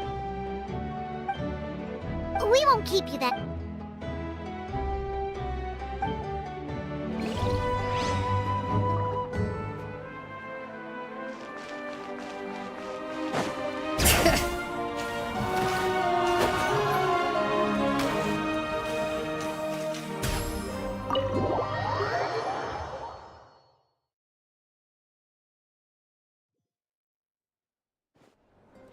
Auroron. Granny? What's wrong, Granny? It looks like you have something to say. You know exactly what you did. You need... Now that you have nowhere to run, that's when you apologize? You couldn't wait to run off last time, and the time before that. Pretty sure I apologized those times too. What exactly were you thinking? Being a wanted criminal is one thing, but then you also tried to pull off that whole thing in the ancient ruin. I'm not the one who needs an apology. Apologize to yourself for risking your life. Okay. I'm sorry. I don't have anything to say for myself, Granny. Yell at me all you want. I know I messed up. You better be sincere. This is an incredibly serious— I'm being sincere, I promise. I've seriously reflected on my actions. I know what I did was risky, and I know not because I thought I was special, but because I wanted to help Natlan as much as I can. Of course, in the end, I just ended up causing more trouble, so you're right. You even had Aoife bring me that gem. A simple thank you isn't enough, but still. Thank you, Gran. You're welcome. Just make sure to thank Aoife sometime. Anyway, don't feel too grateful. I tampered with the bag to copy a portion of your memories. Oh, I didn't notice. Of course you didn't. You forget how many years I have on you. Like you could uncover one of my tricks. Anyway, I have something else to tell you. The Pyro Archon has discussed your case with the others. Many of your actions violated the rules of Natlan, and you should understand you'll have to take responsibility for that. I understand. But your efforts weren't entirely meaningless in the end. In addition to giving us another failsafe, you saved yourself with sheer force of will and managed to become a hero. Not too shabby, grandson. Did the Traveler in Paimon tell you to say that? What? No! I I can't believe you're complimenting me at a time like this. You normally let your fists do the talking. You're not off the hook just yet. I told the Traveler I was going to break your legs. And I meant every part of it. Could you not? I still need them to walk. Trying to negotiate, are you? All right. Make me an offer. Given all the good things that I managed to accomplish, can you let me off the hook this one time? Fine. I can let this slide for now. But I'll be watching. We'll see if I change my mind. Oh, a Traveler, Paimon. Hello! Yes. Taking care of the Traveler isn't easy either. Traveler, Paimon, I want to thank you for your help back at the ruin. I won't. Let's get together sometime. If Auroron really wants to thank you, he can treat us all to a tasty... Sounds great! We'll be there!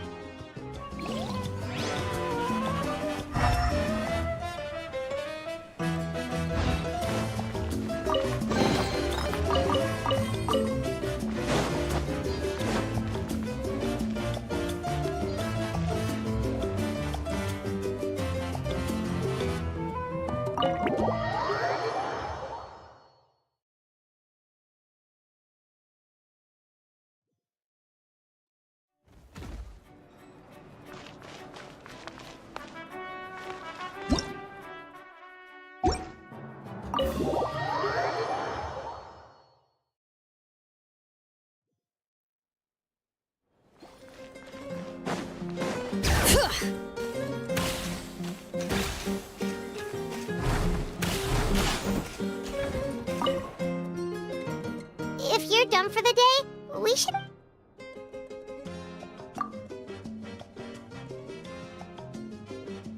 You ready? Yep. Let's go meet the Lord of the Night.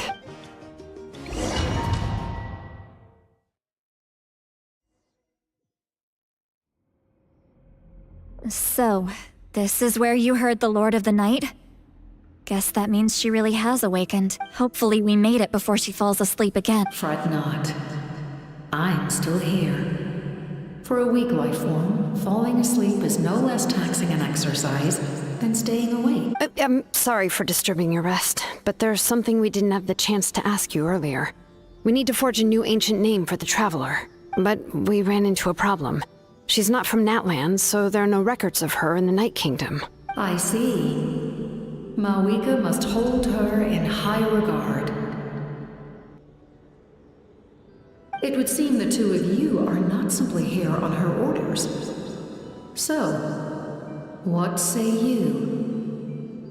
Do you believe this Traveler to be deserving? Speak your mind. There are no others here.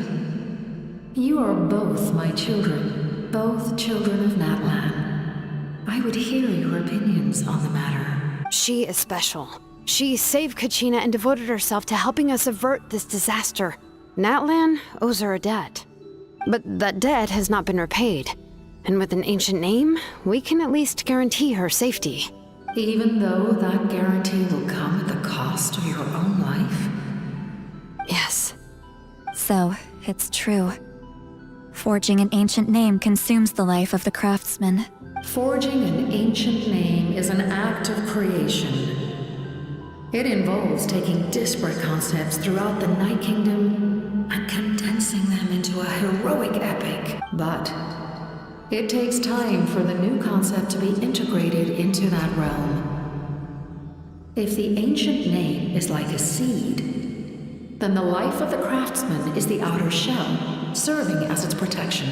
Once that process is complete, the seed will sprout, and having served its purpose, the outer shell will gradually disappear. Forging an ancient name is no easy task, and creating one for an outlander makes it even more challenging. Still, if you're here, that means your mind is set. Yes, because I believe forging this name will be well worth it. We don't know how long we'll be able to hold back the abyss, or what the final price of averting this disaster will be. If giving up my life means that all the people of Natlan can have a future, then the sacrifice is practically negligible. Even when I'm staring death in the face, I don't think I'll regret this decision. I bear the name Baraka. This is a part of my duty. I understand. The chance may be exceedingly slim, but you still want to seize it, because this could be the final step to victory. And you, Sidlali, the anxiety you feel, it's because you saw something, yes? Something you were not meant to see. So, you know about that too. What is she talking about? I've had concerns for a long time. Malika's plan needs too much time, and too many things can go wrong. The Masters of the Night Wind have a ceremony that can be used to glimpse the future. It's just...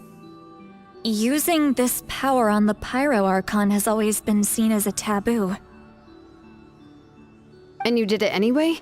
What did you see? Death. How? A key part of Malika's plan is using the 6 heroes to release the power Xbalanque obtained from the ruler of death.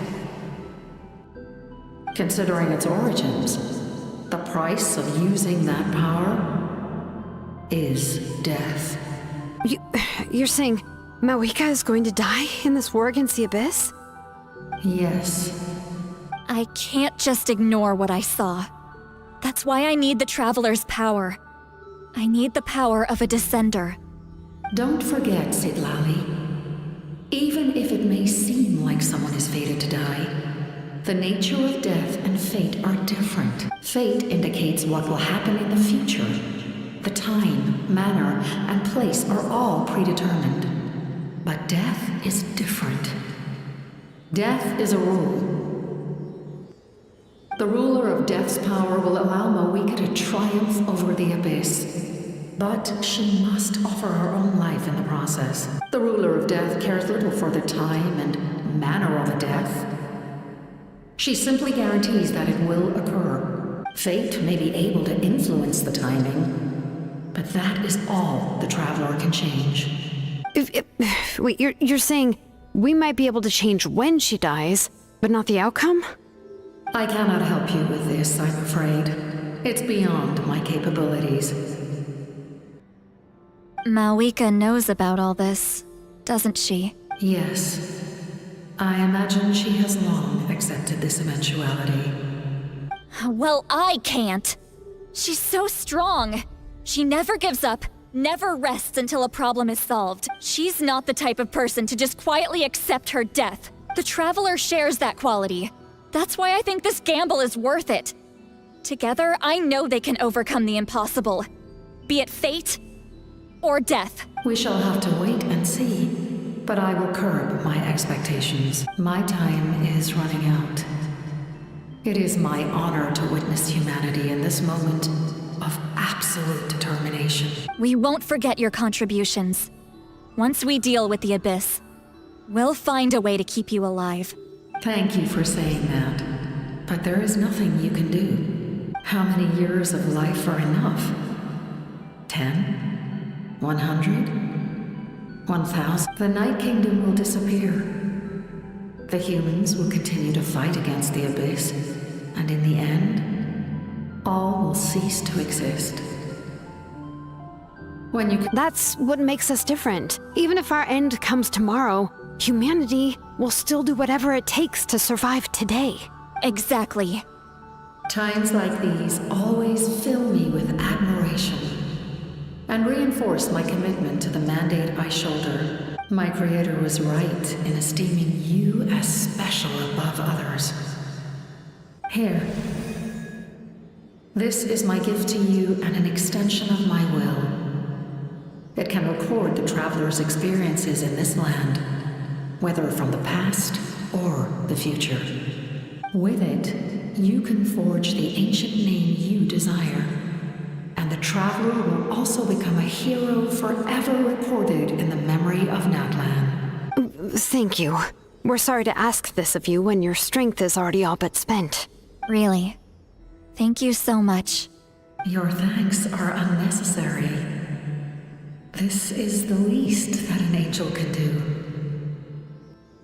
Time for you to leave. It's getting dark.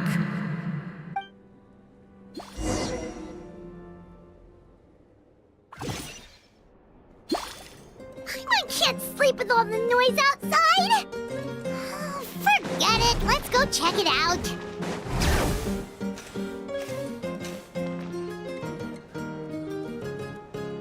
Shilon and Lolly, is there a reason you're up so early? We went to see the Lord of the Night, and she gave us this. Like I said before, I couldn't forge your ancient name because there was no record of you in the Night Kingdom. But with this, we can finally record your deeds. Just keep it with you during your time in Natlan. And eventually, it'll be full of your adventures. Really? Let Paimon see!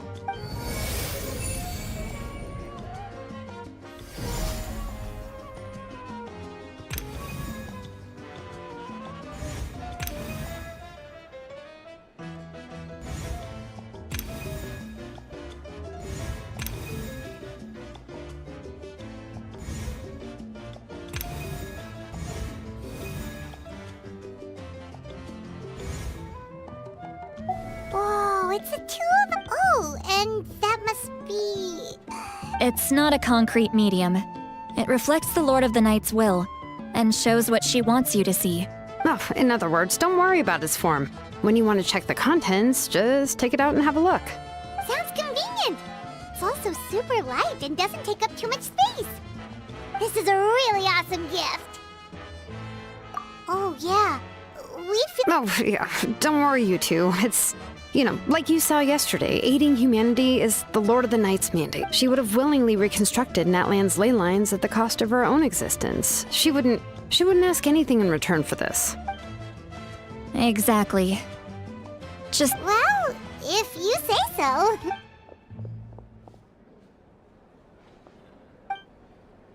So soon? We can figure that out later. Let's go!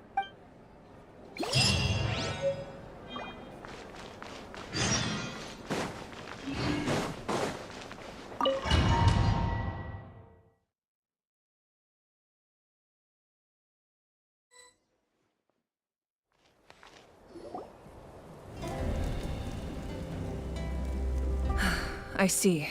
I'll send reinforcements to those 2 locations. This other one, the remaining locations are remote with no inhabitants. Let's bring our warriors back. Understood. I'll spread the word. We're here. What's going on? Kachina said the Abyss attacked again? Yes, it's not looking good. Our forces have always been able to handle the sporadic attacks, but now, there are more monsters than ever. What about the scale? What areas are they targeting? All of Natlan. Not just around the stadium, but even the remote areas of the Collective of Plenty are reporting attacks. Could this also be some kind of omen? We won't last much longer, I know. What we're seeing now is the desperation of the Abyss. It knows we're only one. I don't have the strength to fight it right now. This is its best opportunity and its final chance. You're saying we just have to hold out for as long as we can? It'll be a long fight. Our current focus needs to be on protecting civilians and conserving manpower. There are caravans and adventurers trapped in the wild. Many of our warriors have already left to rescue them, but they'll need reinforcements. All right. Shilonen, Kachina, head to the camp near the Children of Echoes. Lolly, you're needed in the Masters of the Nightwind. As an important figure in the plan, Auroron will stay here. Your tribe is too far from the stadium. Understood. I'll leave. I prepared a hot air balloon to take you where you're needed. Messengers from the Scions of the Canopy are traveling all around Natlan. Update them once you've completed your mission, and they'll compile the information into a battle report. As I receive intel from the various regions, I'll plan your next move. All right. No time to lose. Let's go!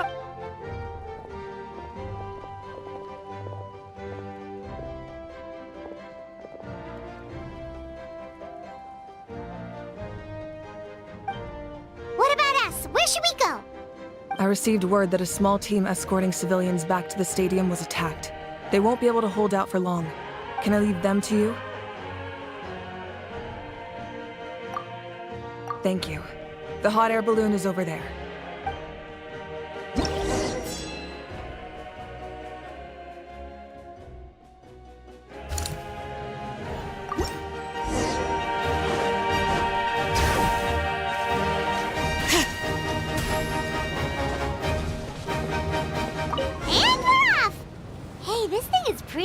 convenient. It's not only fast, but also saves us a lot of energy.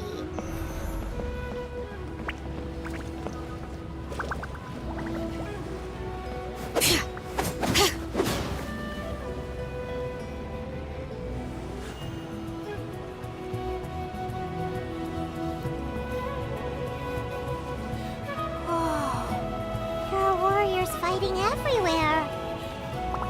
Seems like chaos in the making. Good thing for those battle reports.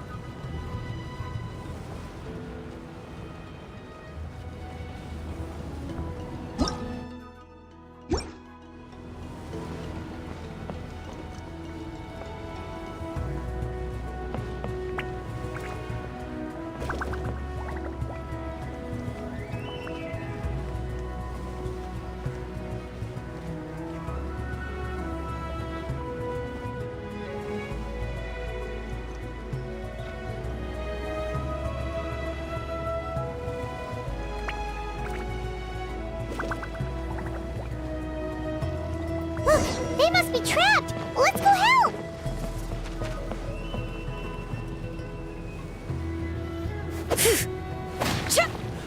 Reinforcements! Thank goodness! Okay. Look alive! Carving waves! Need a surfboard?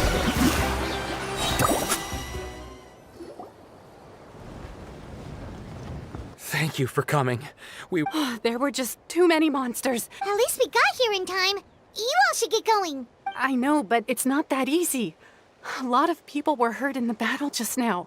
Our cart was also attacked, and now our supplies are scattered That's not important right now. We need to focus on getting out of here alive. I know, but these were medical supplies. What if they need them back at the stadium? It's them! Over here!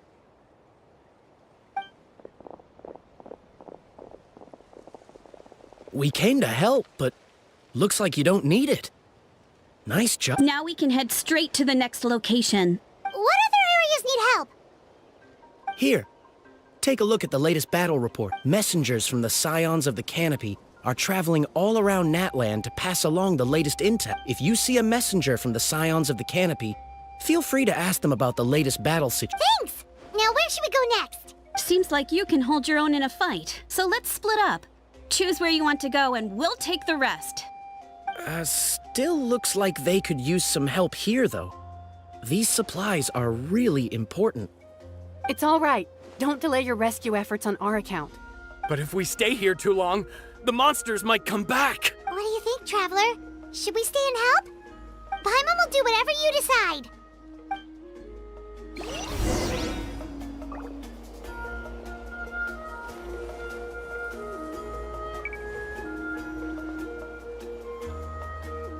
Let's take a moment.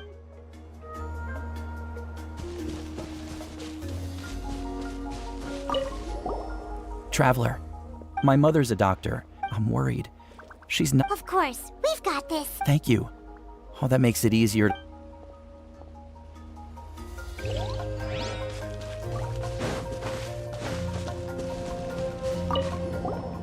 Do you get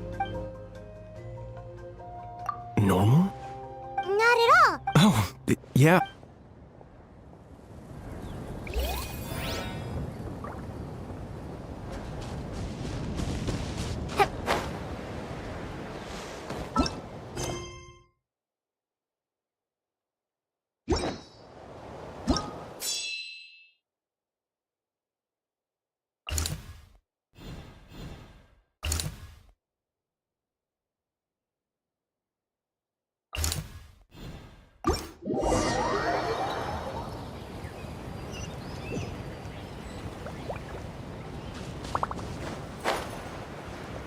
Okay.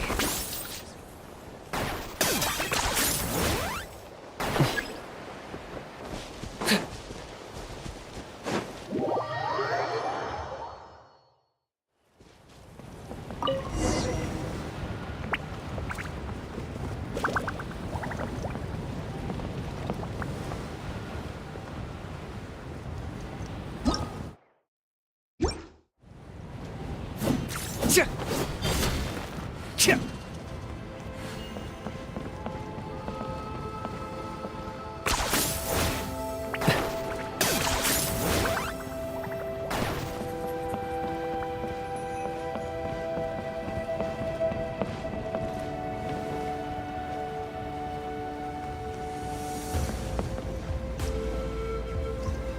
Kanish just ran past. He must be busy delivering messages. At least he didn't look hurt.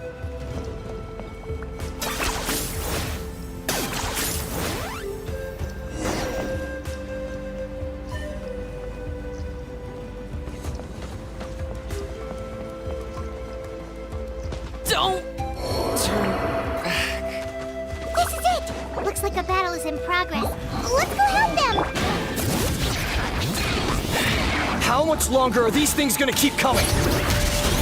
We're reaching the breaking point!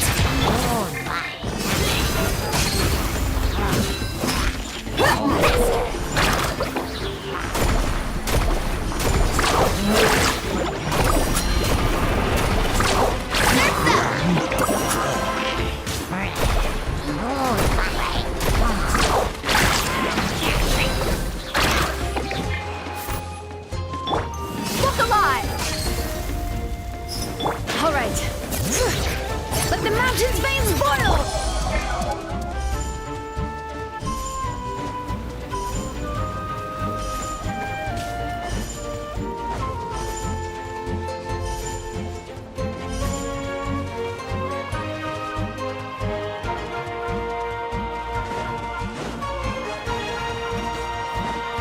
Target acquired.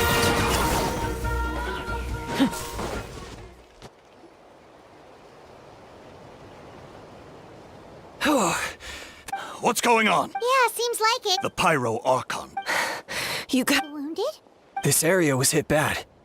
We're housing the wounded in this house for now, but we're short on medicine. It's not easy. We don't know what to do next. Thank goodness you're here, though. You saved us all. You're right. The monsters are gone, so should be safe for now. Some of my men can escort them. That will take time, though. And some of the wounded can't walk. They might have to stay here. Don't worry.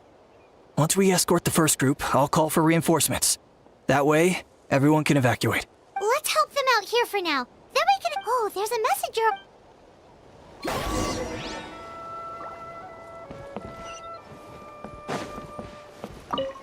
Thanks for your help. Hang in there, you two. A lot of places still.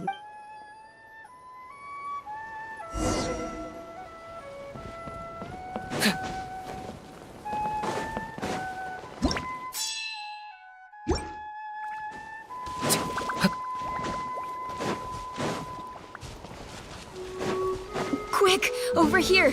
Follow me. Look, someone's surrounded! Get it on! Bring it! Let's ride!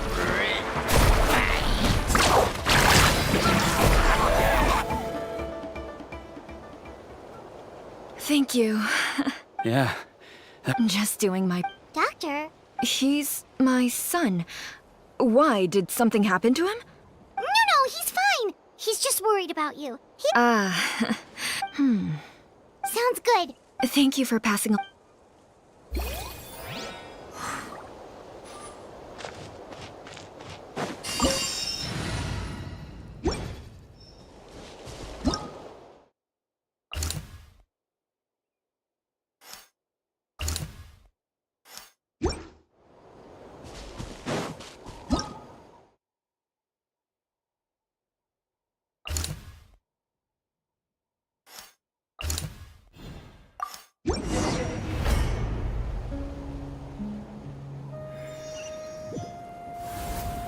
This is the place. Let's go help.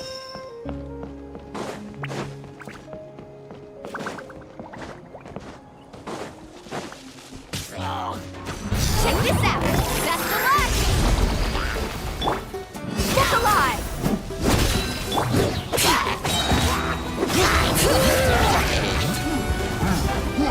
Hear the echoes of the valley!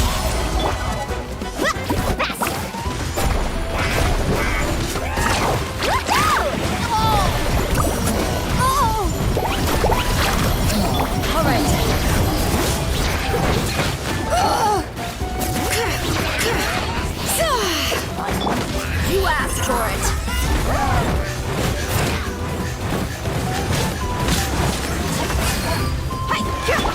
Done.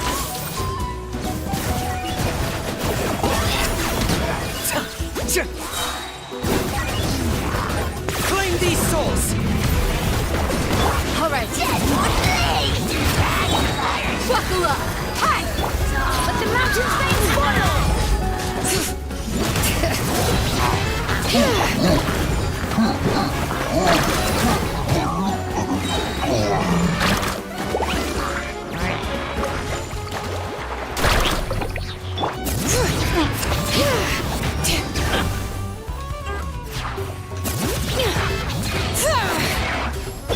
Let's get it on! Let's shred, Sharky! Need a surfboard?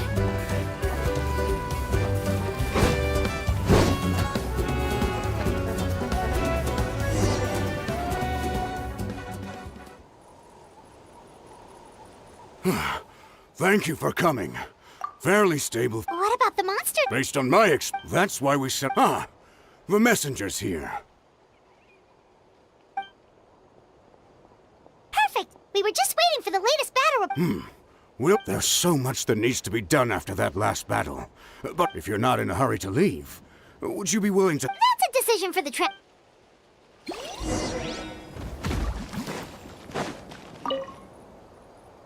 Ah, by the way, if you've got some time, I'd appreciate the backup. All right, let's...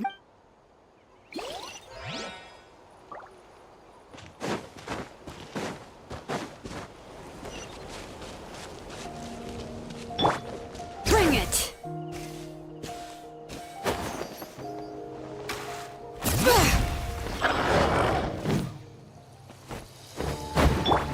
Buckle up! Ha! Letting brave names echo! Carving way!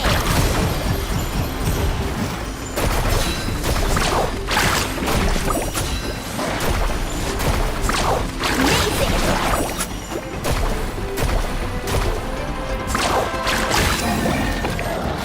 All right.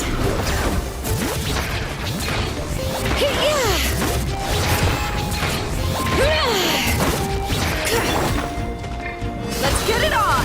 Hi! You're dead meat!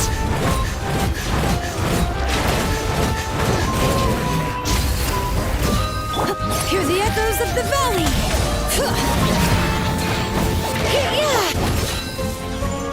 Let's ride! All right.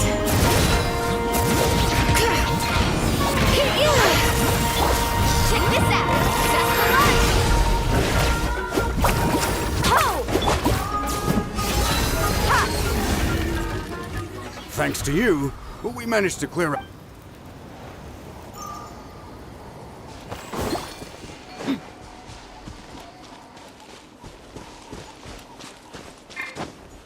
All right.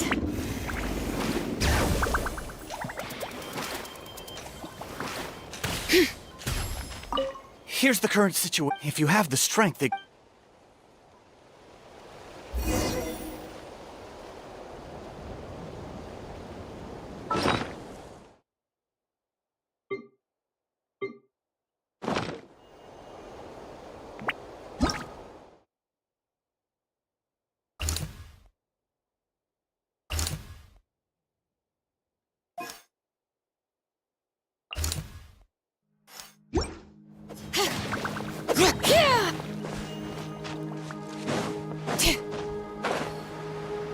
Okay.